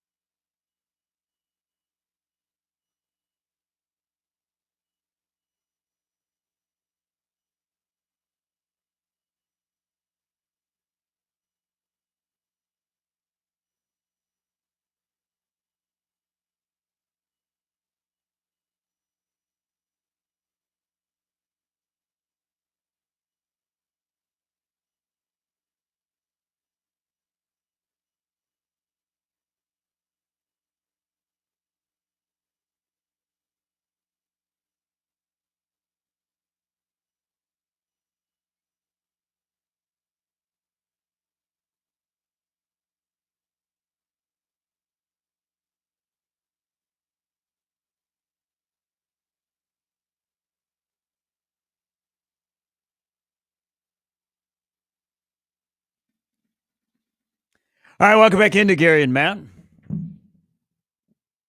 You people in the stream are wonderful. Yeah. For people that want to know, This I drummer's fantastic. asked the question if you continued on your journey of watching the video, so that you could give a full report on it. Did your computer freeze? Is it buffering? I'm not going to indulge in that type of monstrosity, that type of fun in the workplace. I think though, to be able to tell a story, you have to experience it. You know what? Should this be my list? That explains my experience with shrooms for the weekend. Yeah, you know what? And you know what? Here, actually, okay. So I agree. That video should be part of your watching experience this weekend. But I think that video is better watched with family because Absolutely. it is two consenting adults that are making a video just for the purposes of YouTube. When you when you mirror your phone on the TV, yeah. Gather around. Come on. Hey, you know what? That's a hell of a way to get the relatives to leave a Christmas party. Hey, Exactly. Now it depends on what kind of relative. Oh, it's true. There are some probably that be about stay that. for it, actually. Hell yes. Or you know what you should do? Are people a little suspect that you went to Nebraska? You went to Middle America? Oh my God, I get so much crap about it. About going to. They're like, I didn't know it existed. That place. What is even in Nebraska? Isn't it just all corn? Okay, this is delicious. This is. I can't believe this is not part of the curriculum at UNL.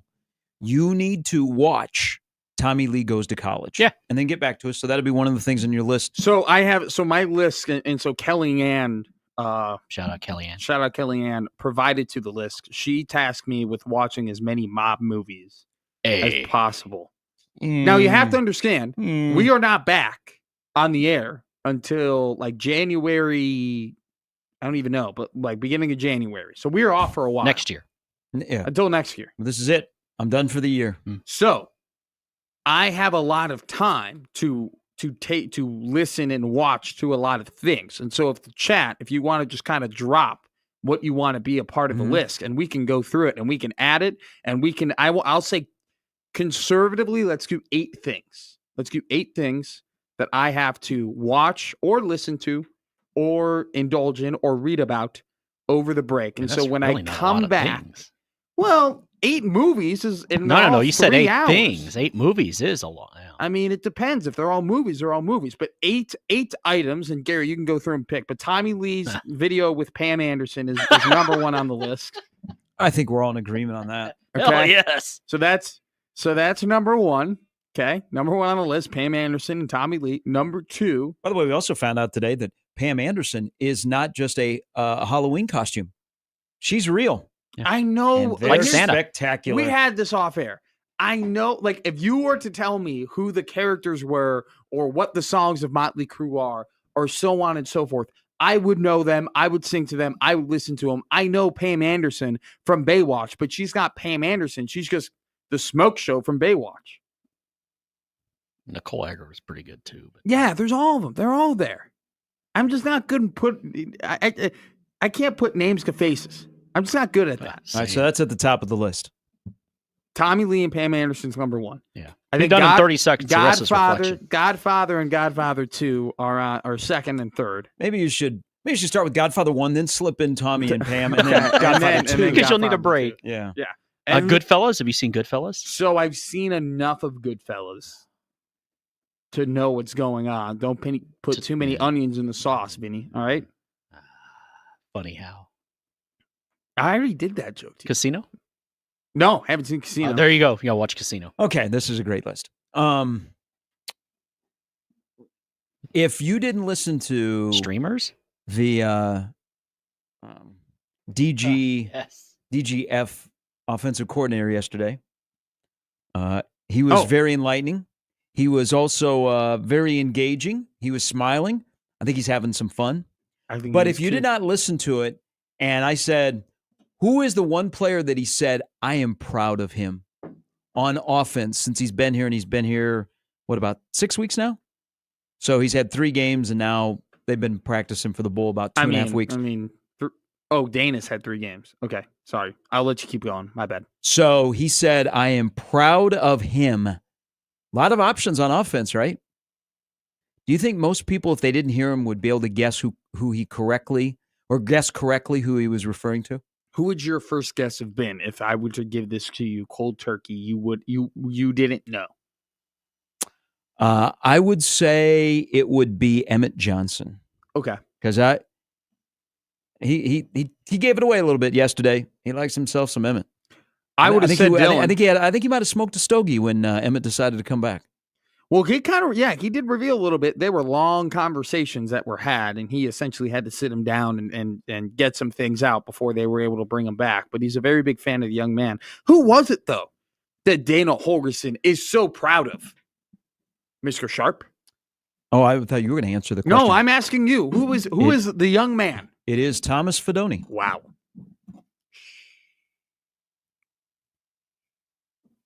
All you haters. Like it. All you haters. So he's proud of him. I actually think this is not a surprise because I think this is more about Thomas Fedoni than Dana Holgerson showing up.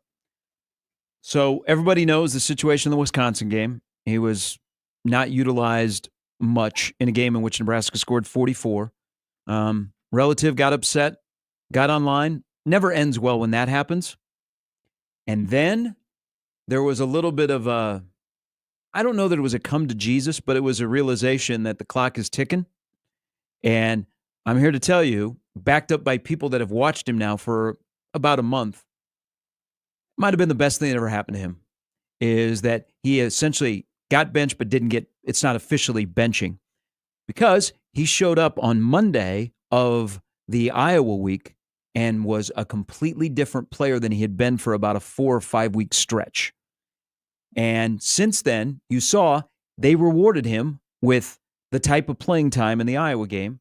And now for an OC where a month ago, Matt, everybody's like, wow, I wonder when's the portal start? Will Fedoni be in before 12:01? You asked me that. You go, what are you more surprised about? Ed Foley not being in the portal or Thomas Fedoni not being in the portal? We thought it was a done deal. But his OC yesterday said, I am proud of him.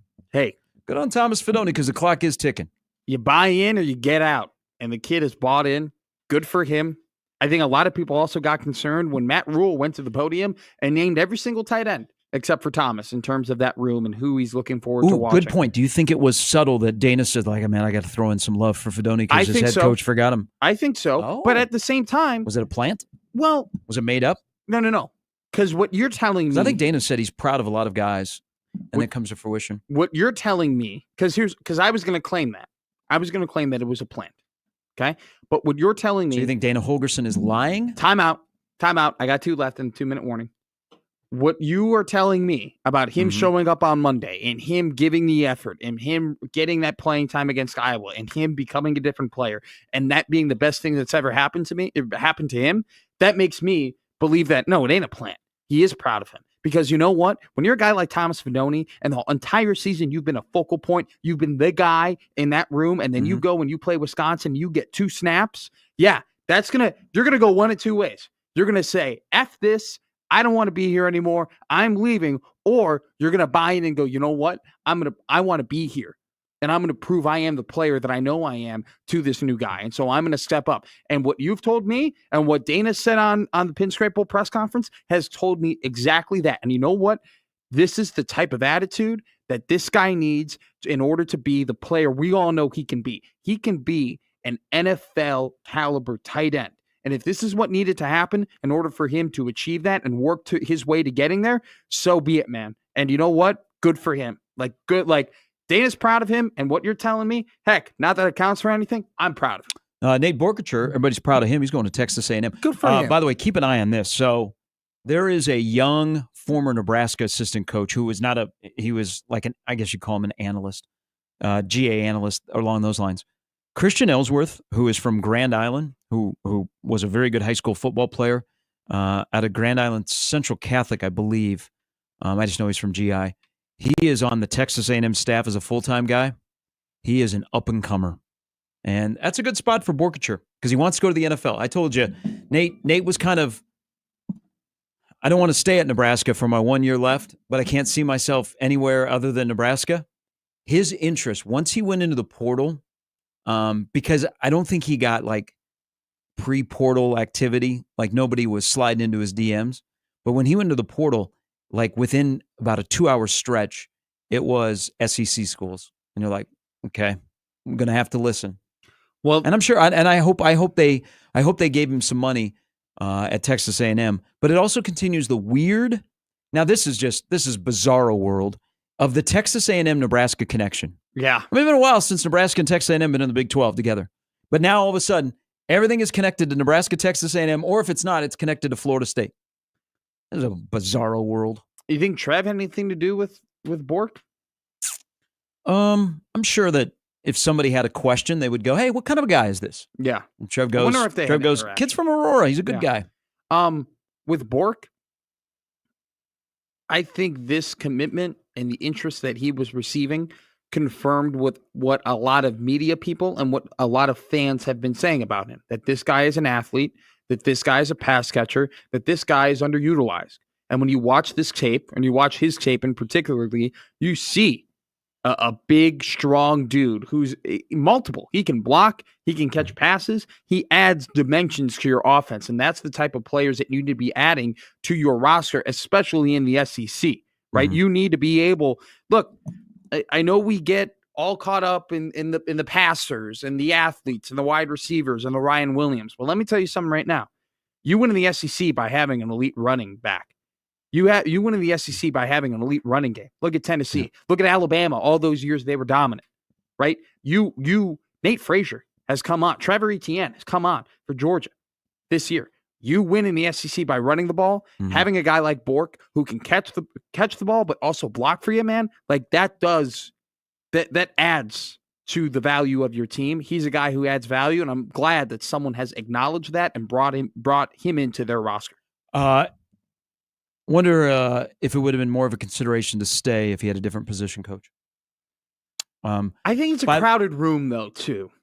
It's a crowded room. Like, if Fedoni's taking the step, and I'm not poo-pooing your point here. Like, I do agree that if he had a stronger connection and a coach just in general, he would be there. But I also think you have to look from a personnel perspective. If Fedoni's taking that leap that people are saying he's taking, if Lindenmeyer, who Holgerson's in love with, is still there, and then you have Carter Nelson, who's a talented tight end, who's now a tight end, and then you have Heinrich, who's transitioning into that position, you're now, I mean, Bork, I'm not saying Bork would be fifth, but it'd be a really tough competition just to get to second on that list of tight ends. I think Nate Borkature is going to play in the NFL.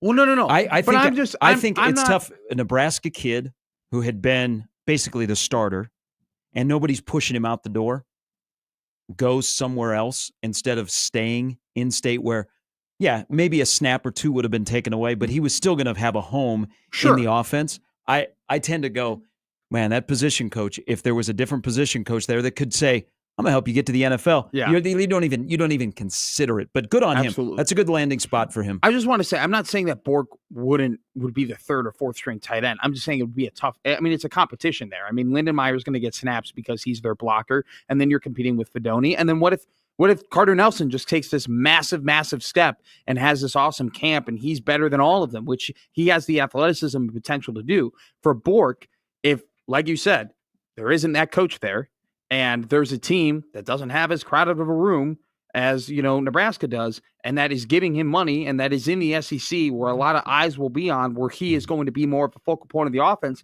it's a no-brainer, an absolute no-brainer for him. And you know what? I'll just say it right now. I think he will be in the NFL. I think he is that type of guy.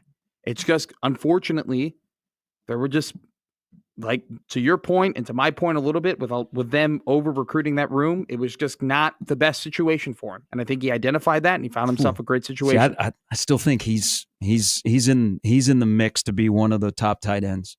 I don't think he was going to be pushed out. It would have been a tough competition for him. Like, there's a lot of athletes he was the room. one or top two tight end. He I wasn't know. going to disappear. But you never know. What if, I mean, like I said, there are guys in that room who, like, if you're in a room where there's four really, really athletic guys, and they all do a little bit different things, and the offense isn't, at this point, like Dana admitted it on his press conference yesterday, it's not really his offense. He's finally just learned all of the things they're doing. He's just making the same meal in a different way at this point. So you don't even know what the true Dana Holgorsen offense is even going to look like. So you're going from a room that doesn't have the tight ends coach that maybe you would want, that has a lot of athletes and a lot of guys who are Power 5 caliber tight ends, and an offense where you don't fully know what it's going to look like and where your role may be, despite the fact that Dana is admitting that, yes, he would have liked to have kept Borkacher. I still think that going somewhere else where there is a tight ends coach you have a great relationship with, where there is less competition, and where you are in the SEC, in Texas A&M, where there's a lot of eyes on him, I'm not doubting his ability. I agree with you. He's going to be in the NFL, but I think the Aggies are a better spot than Nebraska is. Probably. Just an in-state kid that loves playing football at Nebraska. I think if what your scenario you're painting about, there's a lot of traffic behind you, it might be better off, they would encourage him to leave. Sure. But when somebody who has started the majority of the games at that position the last 2 years leaves, I don't know. I think there's more than how you're used. I think that's a position that, we overlook tight ends, but man, you got to be good. You can't just, hey, you're the tight end coach, but you're doing something else. Oh, I agree. Ellsworth, by the way, went to Grand Island Northwest. Thank you, Jim. Set all kinds of records in Class B. He was a quarterback at Northern Iowa and then was here as an offensive analyst. Christian Ellsworth, put it on your radar. He's going to be a young, up-and-coming assistant coach. And I imagine with the connection of Central Nebraska, he was heavily involved in Borkacher's recruiting at A&M. I don't think they fully know what they have in that tight end room either. I just think there's just a lot of potential there, and there are a myriad of things that can happen. All right, coming up at the top of the hour, Mike Schaefer will join us the last hour of the year on Gary and Matt. Plus, Matt Verzal stops by, a GI guy himself. Wow, the 308. Rep for the 308 on 1620 The Zone.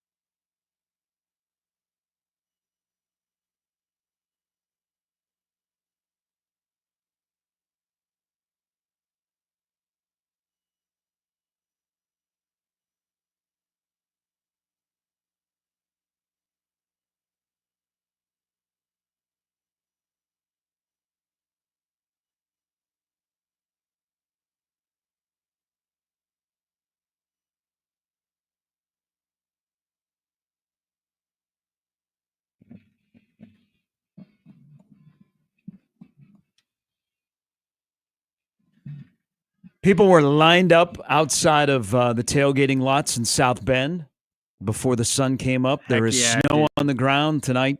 Notre Dame and Indiana kick off the playoff 3 games tomorrow. We go Big Ten. Go Penn State. Go Buckeyes. No. Big Ten, Big Ten, Big Ten. See, I'm cool. Go IU. I'm cool with conference rooting in college. Don't ask me to division root in the NFL. Are you the same way? I hate everybody. No. I'm one for all and all for one. There you go. You really would want the Raiders to make a deep run in the playoffs? You would be happy with that if they were to do it? I just worry about my team. No, he meant the opposite. Yeah. Oh, okay. Yeah. Yeah, I can't stand I'm so happy the Lions are basically out of it now because everyone was so, oh my God, Dan Campbell's cute. Oh my God, he's so great. Oh my God, I run through a brick wall. Oh my God, Jared Goff should be MVP. Oh my God, Detroit. Screw Detroit. Screw the Bears. Can't stand Detroit. Screw the Bears. I It's a agree great with you city. too. I hate the Bears too. Shout out Isaac. He's a big Lions fan, and every week, regardless if the Lions are playing the Bears, and ironically they play them on Sunday, he's always screw the Bears guy. All right, sorry. So you are go Big Ten. Go Kevin Warren. I am go Big Ten. Okay. I mean, yeah, I am go Kevin Warren too because his success is. Yeah, that's true. That's a good point. Good point. My team's success is poignant on his success, so I'm the biggest Kevin Warren fan you'll ever meet. Don't hate me. Okay, so along those lines, because I'm not a SEC. I'm like, whatever team my team. Whatever team I'm betting for. Well, that also comes into play as well. Money line. Hey, your heart and your wallet when they meld together. Oh, is there anything better? Probably getting divorced. So back to it's true. That's a great one. I mean, so let's say, take out Oregon. 3 teams playing this weekend. 2 of the 3 win. How does that benefit Nebraska? If 2 of the 3 Big Ten teams win? Yeah. So so the Big Ten goes 2-1. Okay. So I'll tell you why. Because if the Big Ten can win as many games as possible, right, it boosts the value of the Big Ten, not only just the teams who won the games, but in my opinion, all the teams in the Big Ten, because it's looked at as a more favorable conference, right? My biggest example is this. When Alabama lost to Vandy, what was the conversation? It wasn't Bama sucks and Bama's terrible. The convo was, wow, Vandy's good this year. They got Diego Pavia. Oh my God, the bottom of the SEC is really competitive. If Vanderbilt can come out and beat Alabama, man, the SEC they're great. Now, Minnesota had a good season. I don't know if you watch a lot of Golden Gopher football this year, but they were a pretty damn good team. Okay, they weren't great, but they were pretty good. Yeah, they screwed me when they blew a game at Rutgers. But continue on. They play Penn State. They should have won that game. They should have won that game. They lose that game. If Penn State, think about it, they could also beat Michigan if they wouldn't have got hosed. Yeah. Oh, that was a terrible call on the onside kick. Awful. So if they had beaten Penn State, what would the narrative been? Penn State's terrible. Penn State shouldn't be in the playoff. How can a 10-2? You're going to put a 10-2 team, Penn State team in the playoff? They lost to Ohio State at home, and they lost to Minnesota. Right? That's the difference between the two conferences, because no one wants to talk about, well, Vanderbilt beat Alabama, but Vanderbilt also lost to Georgia Southern. That wasn't brought up. It was brought up. No. The bottom of the SEC is great, but if Penn State were to have lost, they would have been put in the gutter, and you would have seen people protesting for them not to be in the playoff. And so if the Big Ten, to a long roundabout way to answer your question, if the Big Ten were to win these games, it boosts the prestige of the conference, which makes us look upon the Big Ten better, which means that with Nebraska, regardless of who they play, a Big Ten win just means more. Period. That's how I see it. So yes, I am conference rooting. Do you just disagree with that entirely? Do you think I'm not a conference rooting guy. Do you think any of that matters? Like, do you think the SEC bias is going to scam Pat regardless? If Indiana winning tonight, how's that benefit Nebraska? That's how I look at it. Are you recruiting against them? You want them to lose. You wish them the worst. That's a good point. Now, outside of part of what you mentioned, outside of I think the Big Ten is good. I mean, the Big Ten is a very good football conference. It needs a national title, but it's a very good football conference that maybe before the new TV deal, I would have been like, okay, man, I got to stand up for the Big Ten. But now the Big Ten can kind of stand on its own. I agree with because it's basically turning into a 2-conference. Where I root for the Big Ten, kind of along your lines of a Big Ten win means something, is it helps you become that 5th or 6th team in the playoff when they go to 16 because you're out of the Big Ten. So you can, if you have a good season, you can live off the reputation of the league and maybe get a bonus if you haven't played your way in. Sure. And you're 9-3 instead of 10-2. So that's where I would go, man, I am pro Big Ten. But when it comes to teams on the field, I pick and choose. I mean, are you rooting for Ohio State? Yeah. Because you don't think there would be a negative impact if Tennessee, who is considered to be the off top of my dome, right, 3rd best team? They're the shoot, why am I blanking? Texas, Georgia, Tennessee. So they're the 3rd best team. We all look at Ohio State as the 2nd best team in the Big Ten.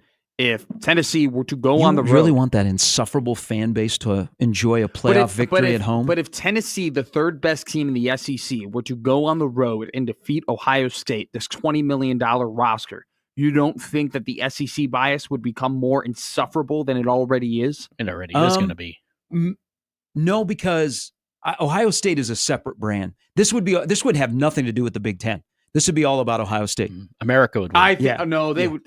Would. I disagree. I think because Ohio State is a part of the Big Ten. So we would look down on the Big Ten if Ohio State loses tomorrow night. Yes, because they're the 2nd best team in the Big Ten, and some would have argued before the Michigan game they were the best team in the Big Ten.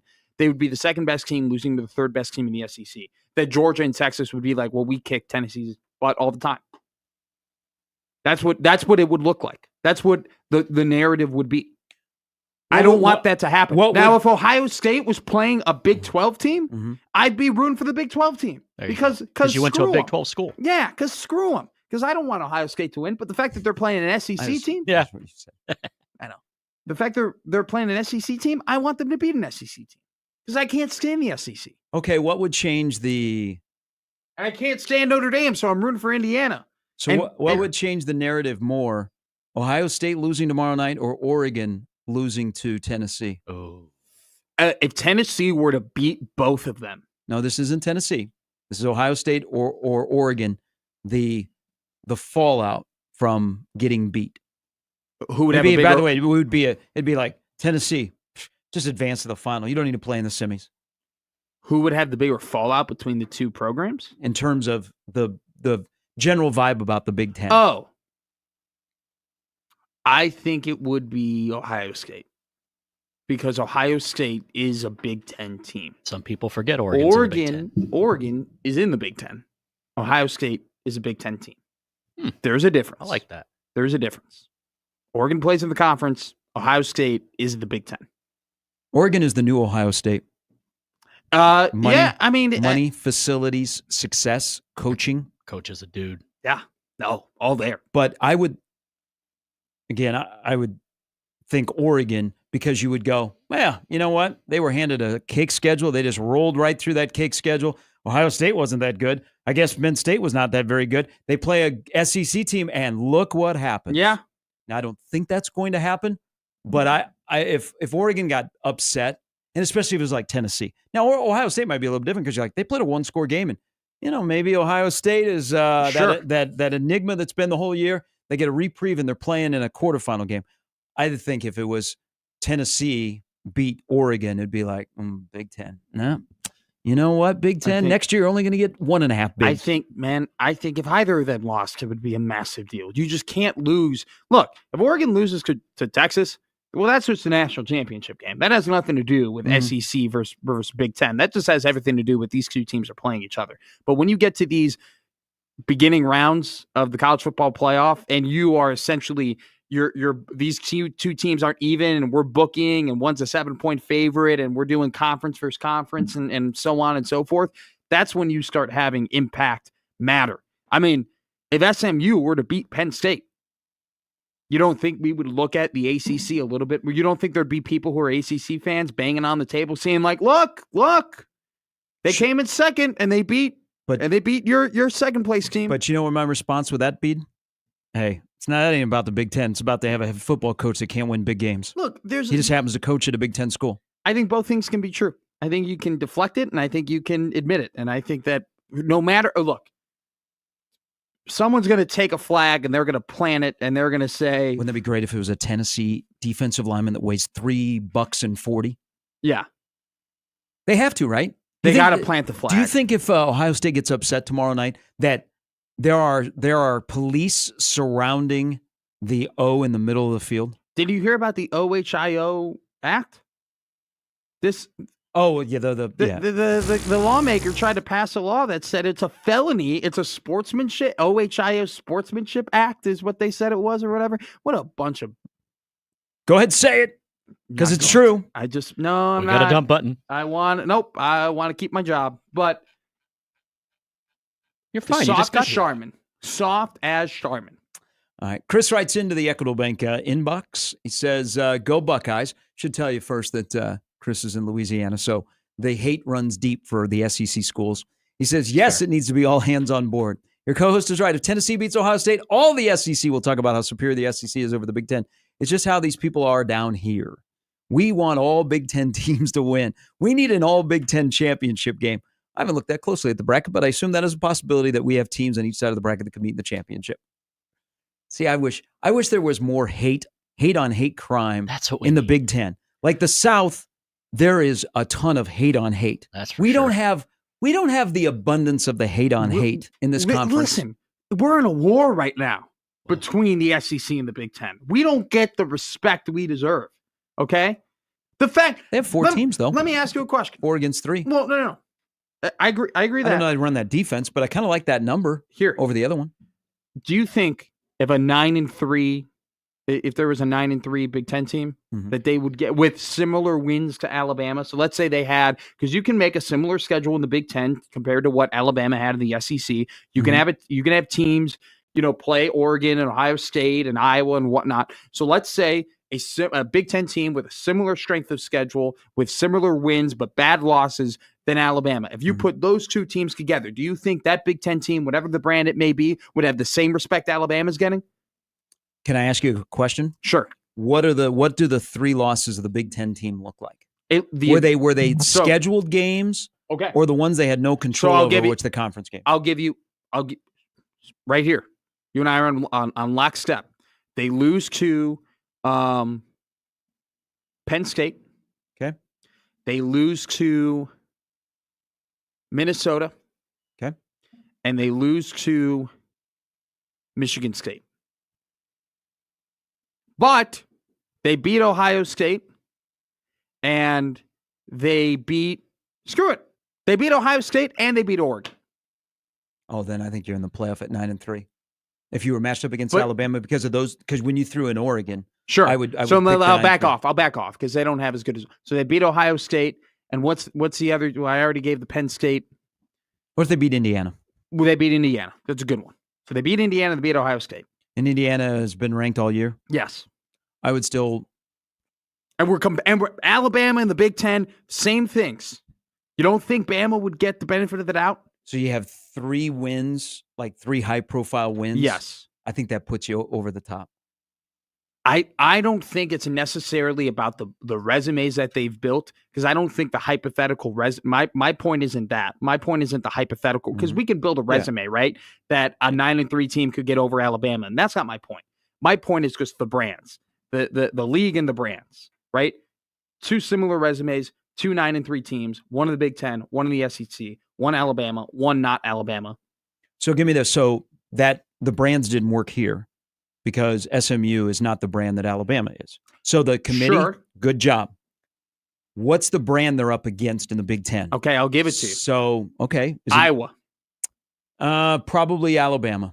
Okay. So what brand do you have to get to have a head-to-head conversation? Because what if Alabama, Michigan, basically same resume which you laid out. Who's going to get in then if they had similar resumes in both 3 lost teams? On that committee? What would you think the brand is? What do you think, Alabama or Michigan's a bigger brand? I know. You want me to tell you what I think? As of recently, when they just want to, we're talking over the last 15 years, it's Bama. But if we're talking historically, we're just talking all of college football, it's Michigan. It's amazing, Blue. I would say even over the last 15 years, even with their downfall where they were not on the level of Alabama, Michigan is a gigantic brand. No, I'm with there. I'm right. I think they're a bigger brand than Alabama historically. Now Alabama has created a brand Yes. where they went desolate for a while. They have now created the brand. But there's another part of this discussion. Well, this is a good discussion because then it becomes, what's Alabama's brand if the guy that basically took the brand to the top of college sports is sitting on a game day set and not on the sidelines? What's Alabama's brand now that everything's legal? Well, they got to compete. I mean, they were on the cusp of going to the playoffs. Yeah, so I'm not going to say they just fell off the map. But the vibe of Alabama with Nick Saban, the vibe with Kellen DeBoer. Oh, totally different. Yeah, night and day. But I think you have this show loves Kalen. But you have to understand, right? I think that, and I truly stand by this. If you had two teams that had if you had Alabama and you had a team of, let's say Michigan. You had Alabama and you had Michigan, and they had similar resumes, and they both had 3 losses in the same manner. I truly believe Alabama would get in over Michigan. Would it be a landslide? No. Would it be close? Absolutely. Would there be people on both sides of the fence, not only across the country, but in the College Football Playoff Committee? Yes. But I think at the end of the day, Bama would get in over Michigan because of the SEC bias and because of just Bama's inherent bias and the fact that Nick Saban is on ESPN blabbing off at the mouth and his best friends are on the game day set and they're right there with him saying those things as well. They would get in over. If the Big Ten sweeps the SEC and all their college football playoff matchups, that could change because we can look at it and say, look, when they went head to head and when we were comparing the best of the best, who won? It was the Big Ten. And so that conference is better than that conference. And that is good for the Big Ten. And what is good for the Big Ten is good for Nebraska. From that standpoint, I absolutely agree with you. So that's why I'm conference rooting. If you don't want a conference, I get it. Listen, when the Big Ten is up on a hill eating grapes and drinking wine and having a great time and having a picnic and they know that they're the top dog, yeah, let's start the conference hate. Because the SEC knows that right now, and they have a ton of conference hate. But if there was a shift in power and the Big Ten was the top dog and everyone was always, it just means more, it's just different, then there would be conference hate. But right now, they got to get to the point where they're there. All right. Mike Schaefer going to join us coming up in just a little bit. We have basketball tickets to give away. So tomorrow's a huge game downtown. Creighton and Villanova, I would say, must win. With St. John's and Marquette up next. But Villanova tomorrow, 3 o'clock. You can hear the game on the Zone. How would you like to go to the game? We have 4 tickets. Now, before I tell you how you can get those 4 tickets to the Creighton-Villanova game tomorrow, don't start calling because we're going to do it via email. Yeah. But Matt has the first trivia question. For the 4 tickets to tomorrow's game between Creighton and Villanova, they can be given electronically, correct, Jimmy? Absolutely. Yep, so you don't have to come to the radio station. And what is the email? Just so they know. It's Jimmy at 1620thezone.com. Okay, spelled correctly with a Y. Jimmy, you know. Jimmy, Jimmy, at 1620thezone.com. Here's your question. In Creighton's Sweet 16 victory over Princeton, who was the leading scorer of that game? In Creighton's Sweet 16 win over Princeton, who was the leading scorer in that game? All right, so that's for 4 to the game tomorrow. And you know what? We want you to have a good New Year's Eve and spend it with Greg McDermott and Rick Pitino. We got 6 tickets to give away to the St. John's game on New Year's Eve. 6 tickets. A little bit a harder question because of the ramped up stakes. In 1985, this Creighton Blue Jay was drafted number 3 overall by the Los Angeles Clippers. Oh, I know this. Who is it? Saw him play many times. Yes. Who is it? Good question. All right. So the first one is who led Creighton in scoring in the Sweet 16 game? Yes. That was against Princeton. Yes. And then who is the top pick overall ever from Creighton in the NBA draft? Send your answers into Jimmy at 1620thezone.com. 4 tomorrow, 6 for New Year's Eve. You can't win all 10, by the way. Mike Schaefer is going to join us next on 1620 The Zone.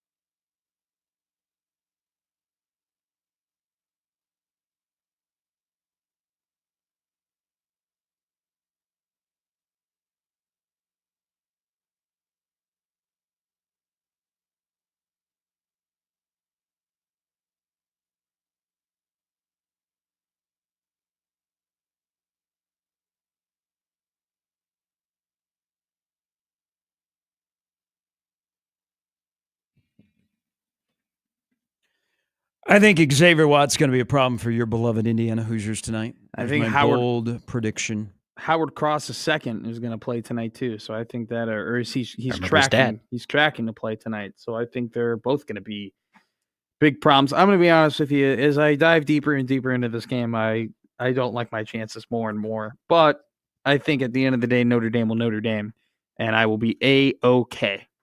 That's what I think is going to happen.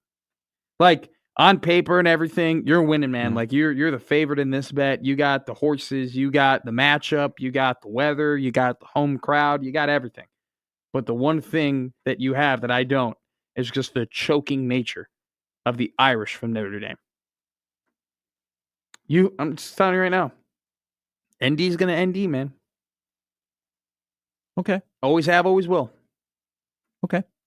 Always have, always will. Like this year, they had their one game. Or Yeah. I think they got another system. Who had they really, like, okay, yes, Army was a good team at the time. Probably weren't at their very best when they played them. But they haven't. Aren't you making the case for Indiana's schedule outside of I think of Ohio State and Michigan? Well, what I was going to say is this: I just don't think there's that massive. Okay, granted, Notre Dame beat Texas A&M week 1, so you give them the advantage in that regard. Okay, can't throw it out there. But other than that, I don't think their schedules have been wildly different.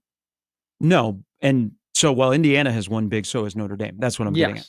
Well, and I think that if you were to level out the competition minus Texas A&M between the two sides, Indiana's playing in a better conference and playing more teams in that conference. And so they're winning those games against those better teams in the better conference by wider margins. Wide margins. Mike Shaver is going to join us here in a little bit, Jimmy. I think that's going to be the case because I want him to talk about big wide receivers. What'd you say earlier? You like big boys. You like big boys? Hey, big boys. We didn't give me credit. Mowers. Can I get credit for two things? Okay. First off, Dana shouted out my boy Quentin Ives yesterday. I hope you're right. You're on an island. Who the hell? I'll throw you some clothes. Who the hell runs for 3,000 yards in New Jersey and isn't? I mean, the guy's returning is a kick return specialist. The guy can be special. He's got special ability. Is he as consistent as maybe some people would like him to be in the vetting process? No, but he's got special ability. No one runs 10 yards a carry in New Jersey high school football. That's a different elk over there. Secondly, what did I say to you boys yesterday when I was going off a cliff making all the NBA references? What did the Huskers need to pull off with Zaya Hunter? A trade for Clyde Drexler? No. They needed to lock him up in their house like the Clippers did with DeAndre Jordan and not let him go to K-State. Yes. He was supposed to go to K-State, didn't go to K-State, committed before he went there. Can't blame him. They locked him up, locked the door, gave him all the money. DeAndre Jordan, the NBA guy? Yeah. He went to K-State? No. I'm saying Zaya Hunter was supposed to visit For a second, I K-State. thought that too. I was like, I saw him at A&M. Did I say that wrong? I thought I said that right. Locked up DeAndre Jordan before he could go to Kansas State. Oh, locked up DeAndre Jordan I get what you're saying. I get what you're saying. Before he went to Dallas. Yeah. Mark Cuban tells a wild story about the recruitment of DeAndre Jordan and how he just kept calling him. It was like a bad ex breakup. It's like she's at a party and she said she'd call back and she's not calling. I'm really nervous about what's going on. Keyed her name in my car. Honey, are you okay? So I like wide receivers that have 3 years that have been proven commodities. I like big wide receivers, so Big 6'2". I prefer my wide receivers over my boys. But here's the thing that I think, and you can allude to this. Sure. And we don't know about Dane Key. Everybody says he's leaning towards Georgia. If he shows up in Lincoln, I think he's leaning actually towards Lincoln because that's actually where his feet would be. I don't know what's going to happen, but everybody keeps saying he's going to Georgia. But he is scheduled to be at Nebraska. So they get Hunter yesterday, and he's 6'2", about 210. I mean, he's a bigger wide receiver, which in the Big Ten with big physical cornerbacks, and also Nebraska, can we find some man beaters? Yeah. I mean, that if there's no way in God's green earth Nebraska goes through another year without wide receivers that cannot beat press coverage out the line of scrimmage. But whether it be Hunter joining Nebraska something also that Dana got there were two things Dana got excited about yesterday. Ives, Fedoni, and his wide receiver coach. So that lets you know that their sexy players are going to play wide receiver. Their big money guys are going to play wide receiver, and then they're going to sprinkle in always the quarterback, maybe the running back, but the wide receivers, because that coach was handpicked by the OC and will be set up to have success to go somewhere else. And as a result, his past history in a limited time makes him, interesting. But also, how about this? Something we haven't talked about. What about those wide receivers that we go, where are they? Where'd they go? Are they AWOL in the program, like a Jalen Lloyd? Yeah. Does the comments by the OC about his new wide receiver coach make you think, man, Jalen Lloyd might be a guy that finally he's gotten saved? I'll say this.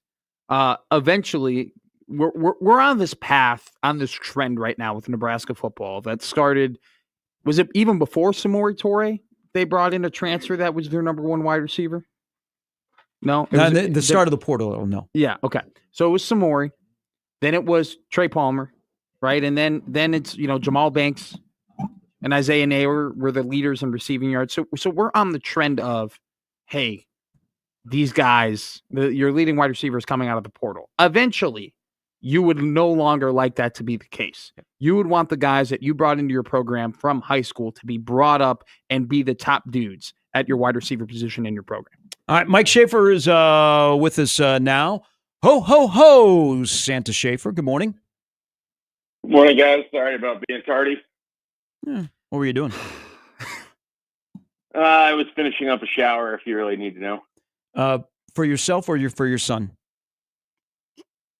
Myself. Hey, we were talking about wide receivers because there's a new wide receiver coach that is loved by his OC, and there is a new player in that room. Your thoughts on what you've seen from Hunter, and also what's the wide receiver room you think going to look like, maybe in terms of identity, of height, weight, that kind of thing?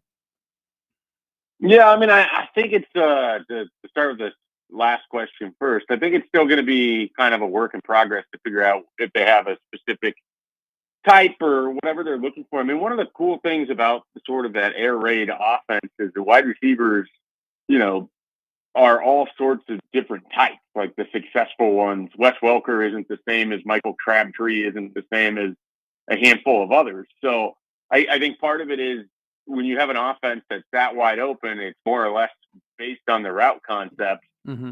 You don't have to have, 6'5" wide receivers. You don't have to have speed burners. You just have to have guys that can run good routes, sell their routes, and then have good hands. And so those guys can come in all different shapes and sizes. As far as Hunter goes, I mean, he's definitely an important addition for Nebraska in that he has multiple years to play. He would have been the leader on Nebraska in terms of yardage last year, receiving. He would have tied for the team high in touchdowns. That's pretty strong production from a freshman. I'm not going to pretend like I've thrown the tape on and I've broken down what his skill set is, but he's a bigger bodied wide receiver that I think can play the outside position. I think he can help replace a Jamal Banks for you in Nebraska's offense. I think he's a guy that has, a bright future ahead of him. And I think it's good to throw another talented piece like that in the room, particularly when you lost freshmen like Davon Hall and Isaiah McMorris. You lost Malachi Coleman. So you're replacing some of that production, and you're replacing guys that, you're hoping you're going to get multiple years out of a Neziah Hunter, whereas you wouldn't have gotten that with a Dane Key or an Eric Rivers. So he brings a little extra benefit in that regard, in that he not only had played this past year, but he still has multiple years of eligibility moving forward. Shafe, nice win on Monday. Congratulations. Your team, probably the leader in the NFC. So kudos to you. You're looking around this Nebraska roster. Look, Dana Holgerson said it yesterday. They need dudes, right? They still need to bring in guys, and almost every single position group in this roster construction is far from over. And I think we're at the interesting point where they've brought in a lot of guys at different positions, and they're looking to bring in guys at different positions, but they've lost a lot at those same positions as well. So right now, on what is the date? December 20th, right? December 20th, 2024. What is the strongest positional group on Nebraska's team year to date? Strongest position group on Nebraska's team here as of December 20. Tough question, Matt, because I don't know that there's an obvious answer. Exactly. I mean, normally you would have said defensive line, but I don't think it can be that at the moment. They don't have enough linebackers for it to be linebacker. I don't have a strong enough sense of who's going to play to say defensive back room. So there's nobody on the defensive side. And then offensively, you've got a wide receiver room that you like some of the young pieces. And now that they've added Hunter, that's intriguing, but there's still a lot to be proven there. A running back room that I could no way in good faith say is the best on the team, because I have been one of the people who's been begrudging what the talent of that room has been for the last few years.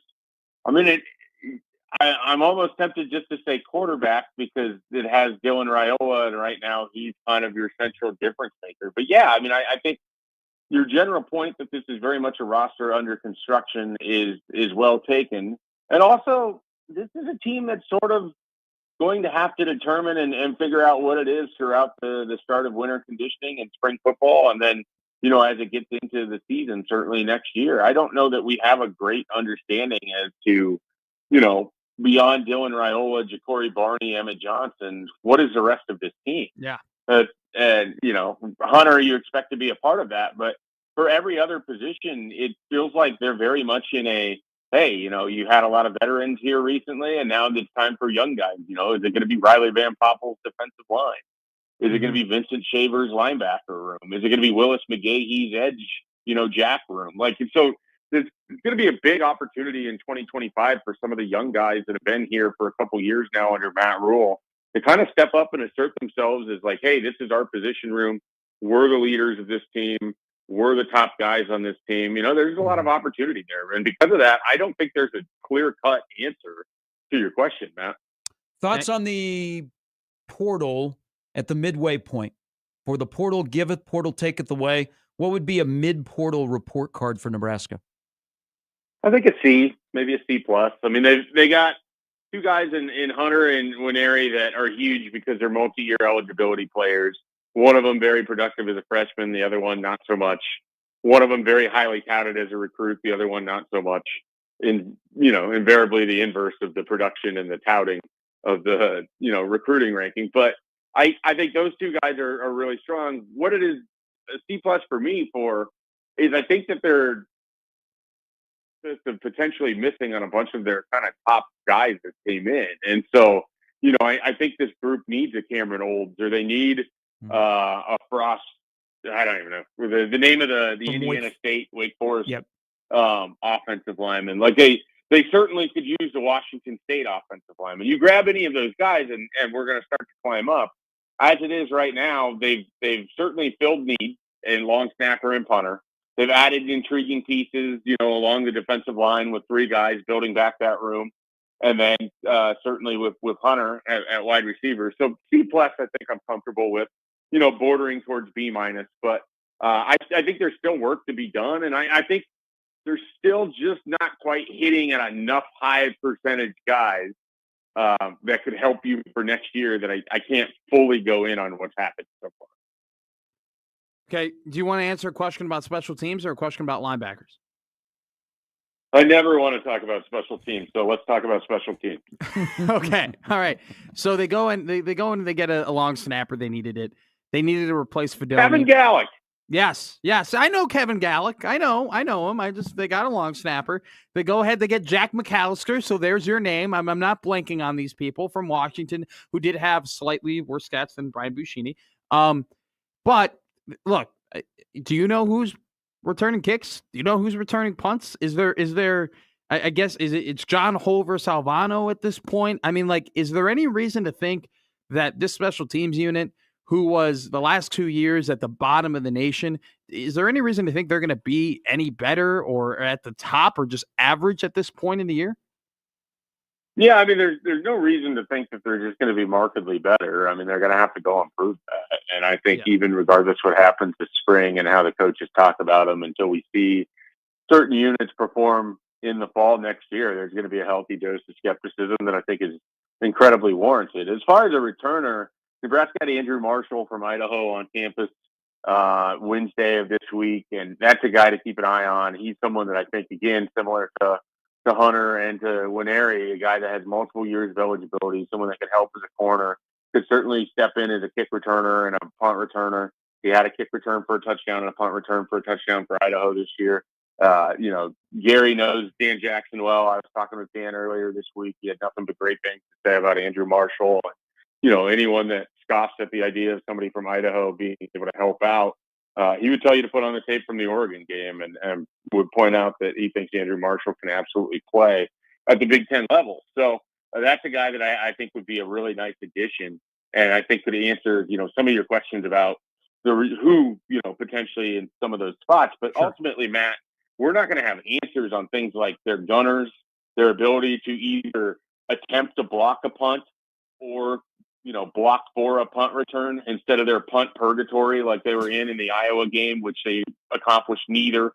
So there's definitely things that we're just not going to know. And we don't even know who's running that unit. And, right now it's still Ed Foley, which I can't imagine will be the case for 2025. But, hopefully we have an answer on that in early 2025. So there's a lot of questions remaining with special teams. And like I said, I think there should be healthy skepticism for that unit all the way into next season. Who benefits more for Phil Snow and his $400K hanging out this upcoming year, John Butler or Matt Rule? I think Matt Rule, because I think having Phil Snow is kind of like his, in the spirit of Christmas, it's kind of like Linus and his safety blanket a little bit. Like that's a guy that he's relied on a lot in his career. And I don't mean that to sound as flippant as it comes off. I mean, these guys in the coaching profession have certain people that are really invaluable to them that they turn to for advice and that they turn to for things. And so I think when you're Matt Rule and you're going to go forward with a coordinator that hasn't been a coordinator in a while, you've got an extra set of eyes in Phil Snow that can kind of help manage your defense. It frees you up to continue the CEO role and to deal with everything else. And, here's the thing. If Phil Snow effectively takes Foley's job and Matt Rule puts more time into special teams, could that be a good thing for Nebraska? So there's a lot of different ways that you can kind of skin the cat on this one. But I think Phil Snow's value is ultimately going to be more for Rule than it is for Butler. Now, Butler is going to have his opportunity to run the defense kind of as he wants, but I think it's going to fit in line with what Matt Rule ultimately wants. And I think he has no qualms about working hand in hand with Phil Snow. But I just think the sense of security that Snow probably provides for Matt Rule and maybe a little bit of relief that he can focus on other things, it could be, a small step forward for that coaching staff. Get you out on this. Any vibe from what John Butler said yesterday or who they have acquired on the defensive line, i.e. linebackers as well, so the front seven, or who they're pursuing in terms of size? You still have any inkling on what we will call the identity of this defense, 3-3-5, 3-4, 4-3, 5-2? I think it's going to be a multiple defense that runs out of a 3-3-5 look as its kind of primary base. I think they want to be able to have 4 down linemen if they want 4 down linemen. I think they want to be able to run with 3 down linemen if they want to run with 3 down linemen. I think they have their rotation where they're maybe only going to have 2, and then you're going to have 4 standing around it. I think they want flexibility to match up against certain teams, and certain styles. One of the reasons why I think John Butler was retained is I don't think Matt Rule wants to reinvent the wheel with the defense. I think he likes what he saw from Tony White and what they were doing. I think that, ultimately White moved on and he wants to try to do this similar, but maybe a little bit different in terms of coverage.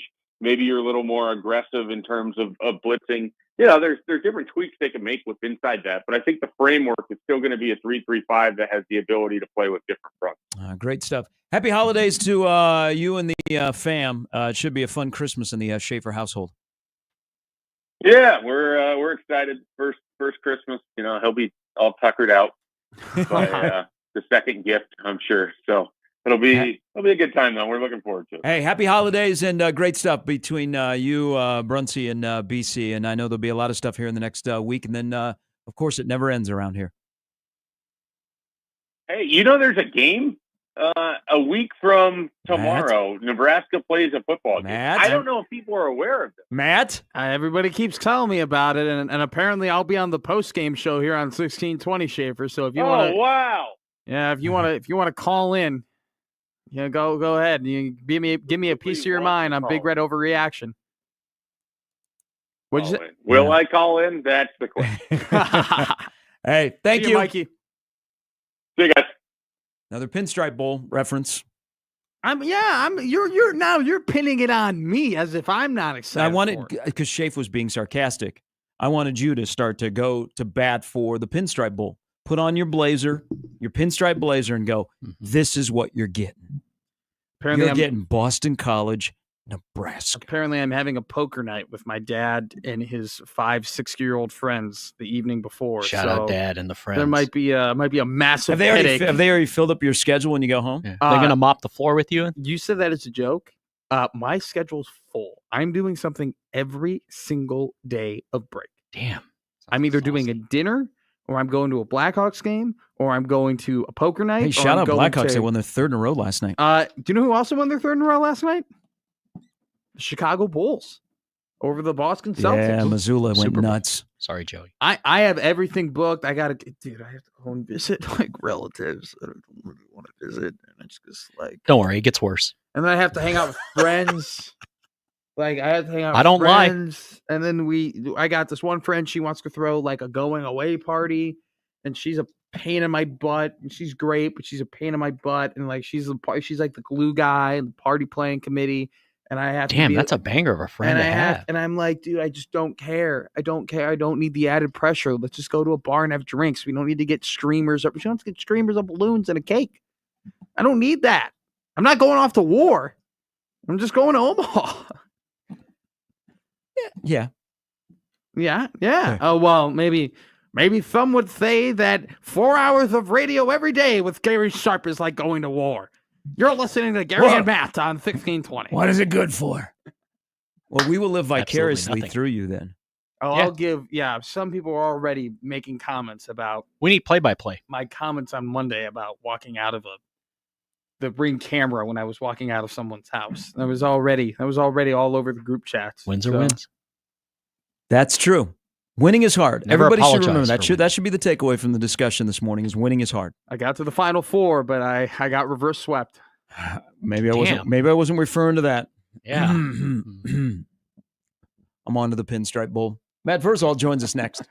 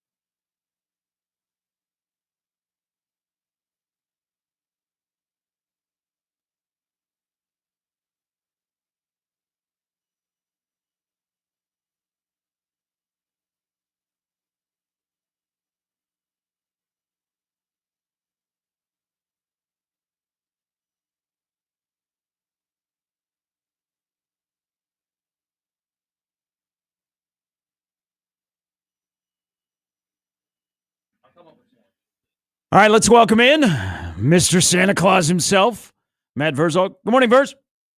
Morning, boys. How we doing? Good. Have you ever played the role of Santa Claus, whether it would be at a bowl game as a offensive lineman for your teammates or anything like that?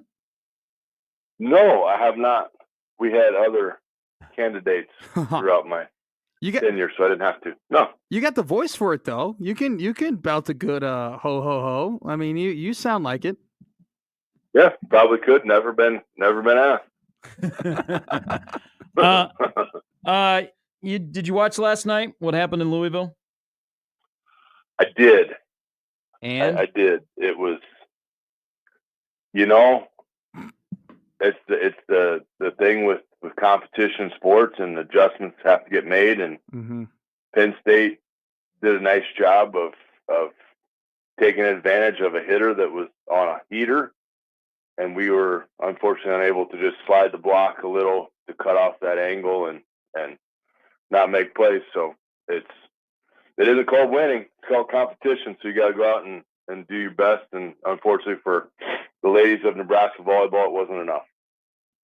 So I want to go through the motivation part, because this will sit for a little bit. And then the next thing you know, it'll be the spring and they'll be ramping up for another season. And Nebraska volleyball is going to be right back in the same position they were last night. And you know this because you played at a highly competitive sport at a highly successful program where there was a lot of motivation involved. But the motivation was you won one, let's get two. What do you think that, like, as an athlete that's a competitor that feels it this morning, your motivation was you got beat by a better team in the final last year against Texas. Your motivation was to get back there. You got back there, but you didn't get to where you were last year. So now you got to turn around as a junior and your motivation starts all over. I mean, is that a whole different mindset, or are people built that it's one after another and the expectation is to be in the Final Four and you're either going to win it or you're not going to win it, but we're going to be there every year? So a lot of the time, like the assumption of, hey, are we good enough to do this? Can we make it? Blah, blah, that phase of it that you have to convince some people that you are, that phase of it is gone. It's like, yeah, we know we're good enough now. Why do we not finish? Why is it not us getting over the hump and us, getting to the championship game, winning the championship game? What is it inside of us that kind of causes this? So that's not a coach thing. That's not a scheme thing. That's a player thing.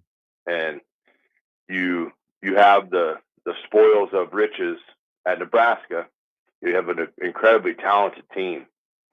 And it's, again, the same thing that happens in a lot of sports. The easiest thing I can draw for people, and it's just been in my world, but there was a game at Scott, it was a basketball game.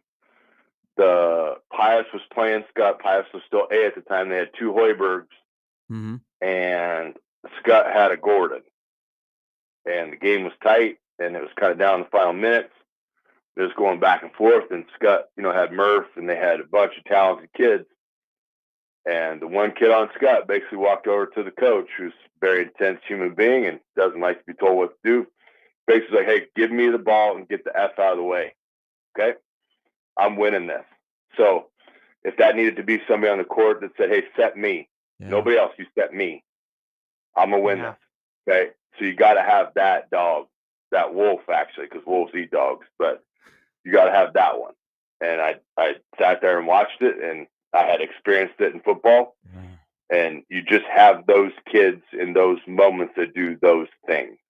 And that was probably what Nebraska needed last night, especially when they did some uncharacteristic things. The passing out of the back row wasn't the best. There was overpasses, there was underpasses. I mean, it was a night where you're not having your best night, but you got to have somebody to draw you through and just say, hey, we're doing this.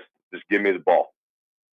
Verz, I love talking to you because, you're a guy who was in the locker room, national champion. Like, you understand the importance of the locker room, the importance of culture, the importance of creating a brotherhood. And something that stood out to me during Dana Holgerson's press conference yesterday at the Pinstripe Bowl, I don't know if you caught it, but he basically said when asked about the offense, he goes, we need guys. and just openly started talking about the transfer portal and openly started talking about the positions that they need and different dudes that they need to bring in order to be a more successful offense. I want to get into your mind, get into your head, and maybe you can get into the heads of the guys who are currently there at Nebraska. If you were a dude in a locker room and you're sitting down and you're watching this press conference and you're on the offensive side of the ball and your OC actively, openly to the media and to the fans says, oh yeah, we need to get better players in here from elsewhere, what would your reaction be to that? You have to just look at yourself and the easiest way to say it.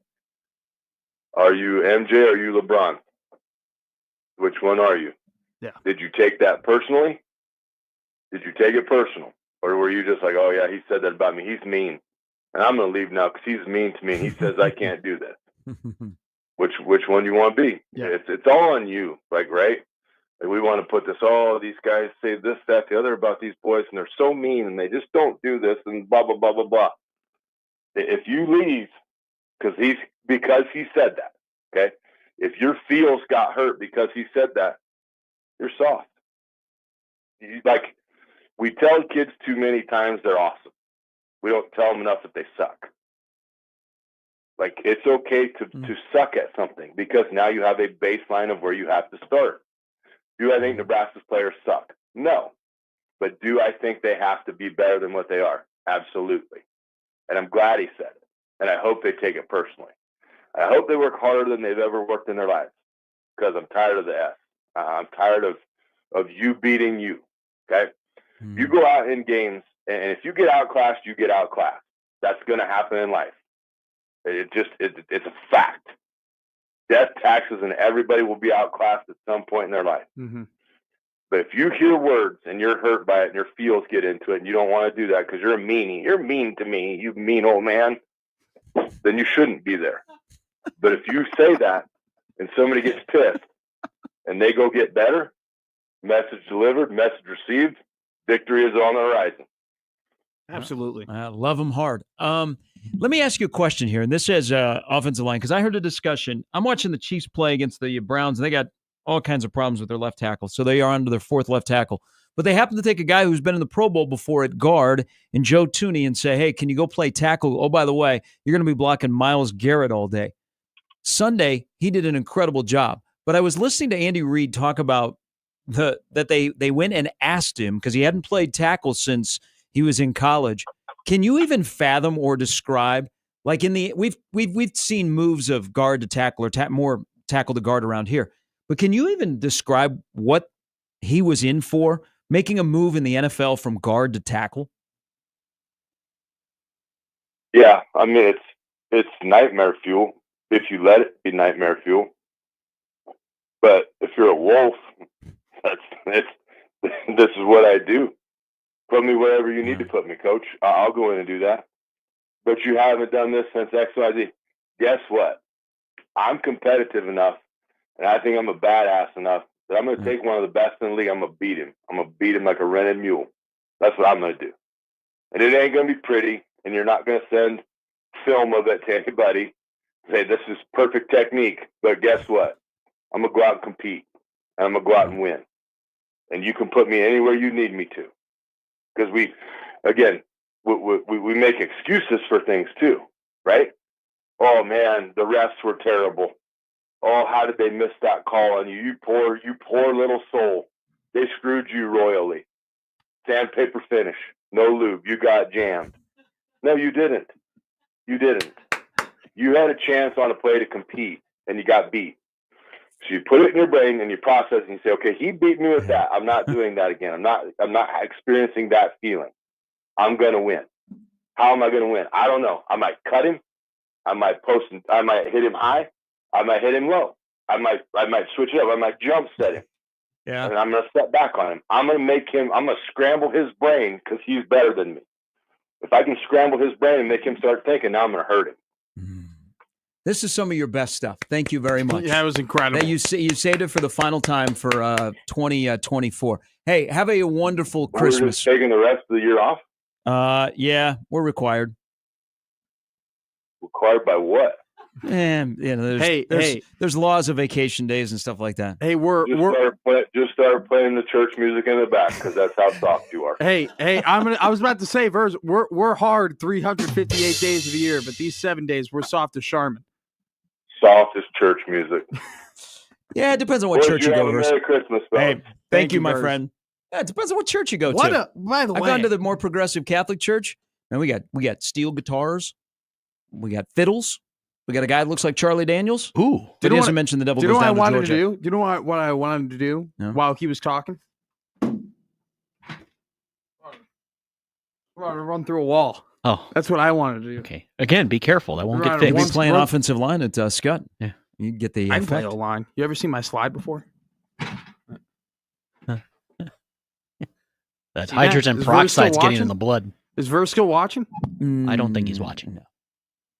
Would that be your so that's your first move? You hold up the defensive lineman? My pass pro. Can we? Is it good on camera? No, you're not gonna. It's about to be an ass imprint on that wall. Legit, man. You see that? Do you see that footwork? I did. Where would you be playing offensive line? Just asking for a friend. I like what school or what position? No. What school at your size would you be playing? Left Wisconsin tackle? Whitewater. Oh, shout out Lance Leipold. Whoa. No, I'm kidding. Whitewater's an incredible D3 program, and they have a ton of success, and I could never, ever make that roster in a million years, okay? I didn't know if that was you have a friend that played there, and you're like, that guy's not very good. No. Whitewater is a wagon. What about Oshkosh? I could probably play at like the Kenosha. I don't think I could play anywhere. Yeah. Maybe not left tackle. You might be able to play like a split end. I'm telling you, Tony White looked at me and he goes, out of all the people here in the media, you look like the best athlete. Oh, if I were Sip, I'd resent that. That's what he told me. He goes, out of all the people here, you look like the best athlete. Hey, I don't mean to rain on your parade, but that bar is kind of T White's my guy. That bar White's is my kind guy. of like I'm surprised when T White went to Florida State, I didn't hop in the portal and go with him.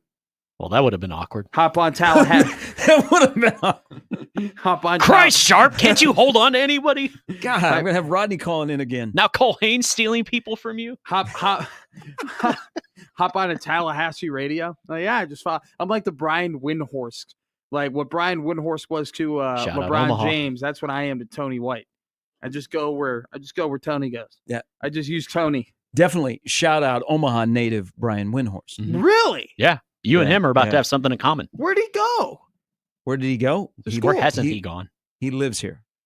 Still? He's Ohio. He's an Ohio guy. I was about to say, but he was born in or he lives in Omaha He now. lives in Omaha right now. His wife is from Omaha. He's one of us. Really? Yep. And Shout I, out, Wendy. And I've gotten to play golf with his father-in-law this Oh, past summer. I And thought- if yeah. you know, you know. But yes, I thought you're like it'd be fun. We have everything in funny Omaha. if you were like best friends with No. Brian Windhorst, and I had no idea. I know he comes on the show, but I don't know him other than seeing him out at a high V over off of Fort. Or, What? over off of You've seen him at a high V? yeah, and now he lives in a different part. And That's he also crazy. agrees that there's a smile in every aisle. He does, and he'd love to talk Ohio State football. This I is didn't know true. you lived in Omaha. Wow, Yeah. you learn something new every day, man. Yep. Well, maybe when the ratings improve, we'll get Brian on to talk about the NBA. Oh, the As long NBA as you don't ratings. leave to I thought you were Tallahassee. talking about our No, ratings. no. All right, we'll take a break. We come back. We'll put a wrap on the year as this is our final show of 2024. There will be Big Red Overreaction. Matt will make his debut coming up a week from Saturday. Heck yeah, man. If they win, it's an incredible accomplishment. If they lose, they lost all these guys. And I was already thinking about 2025. That's how it goes. We're back to put a wrap on Gary and Matt with Jimmy at 1620 The Zone.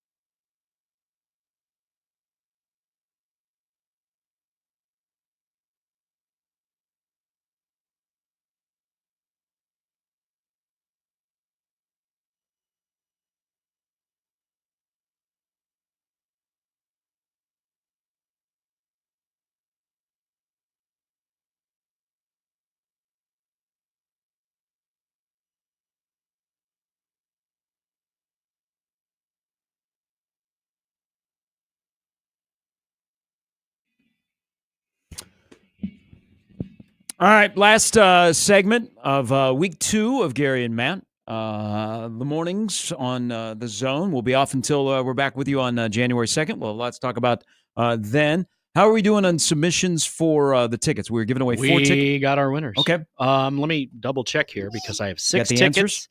We got 1, 2, 3, 4. I need one more for St. John's. Okay. So you have a winner for the 4 to go see Creighton and Villanova tomorrow. 4 for tomorrow. So I'll. Or no, sorry, I mixed up. Let me make sure. I got the 4 for Villanova, and I have 4 for St. John's. So that's 8 tickets. What do I want to say? We have 6 pairs. We have. I should probably 6 look for at the St. email. John's and 4 for Villanova. Tickets. Oh, okay. Oh, we have our winners. So we're good. We're good. Cool. You can give the answers. Good All right. anyway. The winning score for the Creighton Blue Jays against their game against Princeton to make it to the Elite Eight was, Gary, do you know off the top of your head? Yes. Okay, it's Ryan Kalkbrenner. I was hoping that you would say it. I was setting you okay. up. All You right, were just all right. Yep. Okay, are you ready for this one? Yes. Can I set you up? Who was drafted number 3 overall in 1985 to the Los Angeles Clippers? Big Ben. The great Benoit Benjamin. Benoit Benjamin. Clippers, So congratulations to our Sonics. winners. Have some fun. Villanova and St. John's, those are going to be big games for the Blue Jays. I mean, they are at the point now, Creighton basketball, where it's the big games aren't necessarily against UConn or Marquette or the top of the conference. The big games are going to be against the middle of the conference because those are the games they're going to need to win. And then the other big games, it's just going to be toss-ups. Tomorrow at 3 downtown. Omaha plays at 8:05 tomorrow night against Cal Poly. They moved the game back an hour due to Mr. Hawks' memorial service at Baxter Arena tomorrow. It's a busy place. They got graduation today. You got what'll be a celebration of life tomorrow, and then you got basketball. So there you go. Wow. So you can join me over on 1180. It's hopping in Omaha. Yeah, well, welcome to Omaha. I'm telling you, we're closing in on getting my place, so I'm very, very excited to do it. It's going to be a good time. Kelly writes into the Equitable Bank inbox here. We started with volleyball. We will end with volleyball, and I just lost the email. Let me see if I have got it. anything from the Equitable Bank. Okay, Go he ahead. said, why is it that volleyball that you play a best-of-5 match, but the final most important set is only to 15? For the love of everything, holy, that is so stupid. Like the rules where the first team that scores win. I feel for the ladies, but that was a major choke job. Happy Festivus. That is from Kelly. Ooh, I love it. What is do you know why? Yeah. So it's essentially a tiebreaker in tennis. Okay. It's supposed to be different. And the fact that you switch sides when one team reaches 8, there's a psychological part of that where you get for 8, you have to pass the other team. And also when you go into a tiebreaker, it's only going to be about 10 minutes. Look at tennis. So that's kind of why they decided to do it, because essentially it is a tiebreaker. Look at it as overtime. So you played 4 sets and you're tied at 2, and now you're going to play overtime. I like it because, number one, it's different and it adds an element to the sport that's unique. And secondly, I like it because if my team was up 2-0 and then they went, regardless, if just volleyball's a long game. Like volleyball at times can be a very long game. And if there was another 25-point set, not that I'm a hater of volleyball, I really, really like the sport, but I feel like most people would collectively groan and be like, wow, this is going to be a really long game, like really, really long. You can fit, the first match ran a little bit long. Well, let's see, 2 hours? Yeah, about 2 hours. It depends on how many rallies there are. Ideally, they would like to fit, like the TV execs will tell you, they like to fit 90 to 110 minutes volleyball. Yeah, I think that's perfect. More than likely, it's going to go in a 2-hour window. I think that's perfect. It's just tough. Like what I think is so difficult is just trying to play these games in the same venue because you just don't know how things are going to go or how long a game is going to be. It's almost impossible to guess how long a game in any sport will be. And then on top of that, you have to give these athletes the proper amount of warm-up time because you don't want them to get injured. So it's always tough when you do those back-to-back games. Oh, I knew it'd be late. I just knew it. It's like it'd be late. And then they just come in later and later. Then 8:42. Because what do they give them? They give them proper in men's basketball. Like if you have a doubleheader, you get 30 minutes minimum. So I think they gave him 30 minutes to warm up. Yeah. Oh yeah, they gave him a lot of time. Which is the same as I think that's customary. Like when you get to the NCAA. Mm-hmm. Yeah, they put 27 on the Yeah. clock, but it's really like 35. I don't know. I was up late last night. I'm probably gonna go home. I don't even think I'm gonna work out today. On a Friday? What are we doing? You just had Matt Verzal put you through a wall, and now you're going to give up on a workout on a Friday? I don't know, man. Wow. I'm debating. Hey, make sure you stop by the bathroom and grab some of that Charmin on the way out. I'm debating. I might work out tomorrow. That's not Friday. Why am I? And doing you this? won't tomorrow. Why I'm not the motivation guy. Just Just call Verz. Get him on the line. Get Verz on the line. All right. We'll finish. Yeah.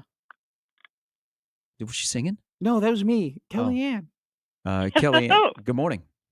Good morning, gentlemen. Morning.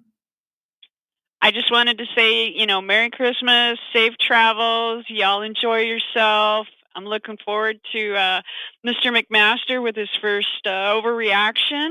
Yes, I am too. It's going to be a blast. Are you going to call in, Kellyanne, win or lose?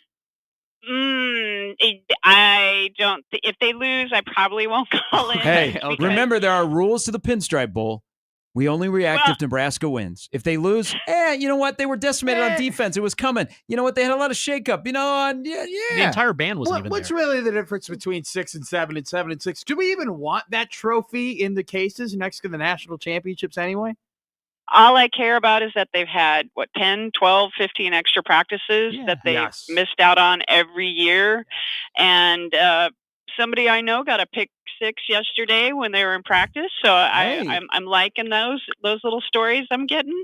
So it's a good thing for the seniors to go out like that. We'll never ever see players like a Ty Robinson or a Nash Hotmacher on a team like this again, because all of the great things they bring to the table in who they are and what they are and why they want to play for the university is gone now. Why is he playing Rover? You don't have to mention his name. Why is he playing Rover? Is that just because they don't have enough bodies? You and I'll talk off air about why that is. Oh, okay. And it'll be interesting. Okay. Yep. Can I get in on the scoop? All right. No, not Dang yet. it. Dang it. All right. Thank you for everything, and thanks for stopping by with the goodies the other day. Anytime. We'll see you guys in the next year. One sec, Kellyanne. I still got pretzels left. I think I'm going to knock them out today. I think I'm almost done. You're the best. Enjoy. Thank you. All right. That'll do it. We're done. What a great. Good night, That's everybody. it. If we are done, that's fine. Kellyanne's the best. That's a great way to end the year. What's your favorite sport moment of the year? Go. Winning the Super Bowl for the second straight year. Must be nice. Well, I'm not. You don't like fist bumps. Congrats, though. Good for you, Jimbo. Oh, it's been a crap year for my sports teams of all of them, but I'll go with how about KU football just taking an absolute dump on Colorado, and then they took a dump on the rest of their season. I thought you were going to talk about the whole season. You snuck Colorado. They took in a there. whole dump on the whole season. Yeah. Mine. I have two. No I have a bowl toss trip up of two, but I'm going to go with Northwestern basketball defeating Florida Atlantic University in the first round of the NCAA tournament. Actually, let me rephrase. You are a closet Northwestern basketball fan. There's nothing closet about it. I am a Northwestern basketball fan. Here. This is the first time I've met one that openly admits that. I am one. My father. Let's all stare at you. My father's an alumni. Okay, he's a proud alumni of Northwestern. We watched it together. I don't see any Ricky Birdsong in you. Or Otis Birdsong, former Kings great.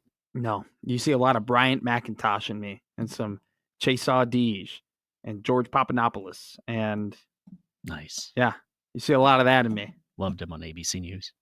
Kind of. He's still there. He just did a $16 million contract. No, here's the thing. I feel like that's sued. I don't know. Lost. I think it's Alex Papadopoulos, but they had this kid. Close enough. What the hell? He was a 3-point dude. He was like the Curry before Curry. Like my dad loved him. Like he shot. His only thing was shooting the three. He was a Greek dude. He was an American Greek dude, and he shot the three, and that's all he did. And he was awesome. He was great. You should. When you have a name like that, you should be a 3-point shooter. Oh, like Piatkowski. Yeah, you can't be like a little, 6'1" point guard. No. He was a big dude too. I went to Northwestern basketball camp, and like he was the counselor. Yeah. My dad went up to him, shook his hand, he goes, "You're awesome." And the guy goes, "Thanks, man." It's like 21-year-old kid. He's like, "Thanks, dude. Appreciate it." All right. Thank you to all of our listeners, the community that is joining us every Monday through Friday from 6 to 10. We will do this bigger and better coming up in 2025. Everybody be safe. Make memories. Don't forget to live, laugh, and punt. Enjoy the Pinstripe Bowl 1 week from tomorrow. Heck yeah, man. Enjoy the playoff. Hey, Gare, thank you for joining me, having me join this crazy journey at 1620 Zone. It's been a great... joining you. For joining you. For joining the show. Thanks for coming Gary here and 12 Jimmy. years ago so that I could. We just got here. It's been an awesome two weeks, man. It's been a really, really cool 2 weeks. Thank you. Thank you. Safe travels home. Jimmy, safe travels to South Texas. 81 degrees. Everybody be good. We will talk to you back bright and early on January 2nd with Gary and Matt, 1620 The Zone.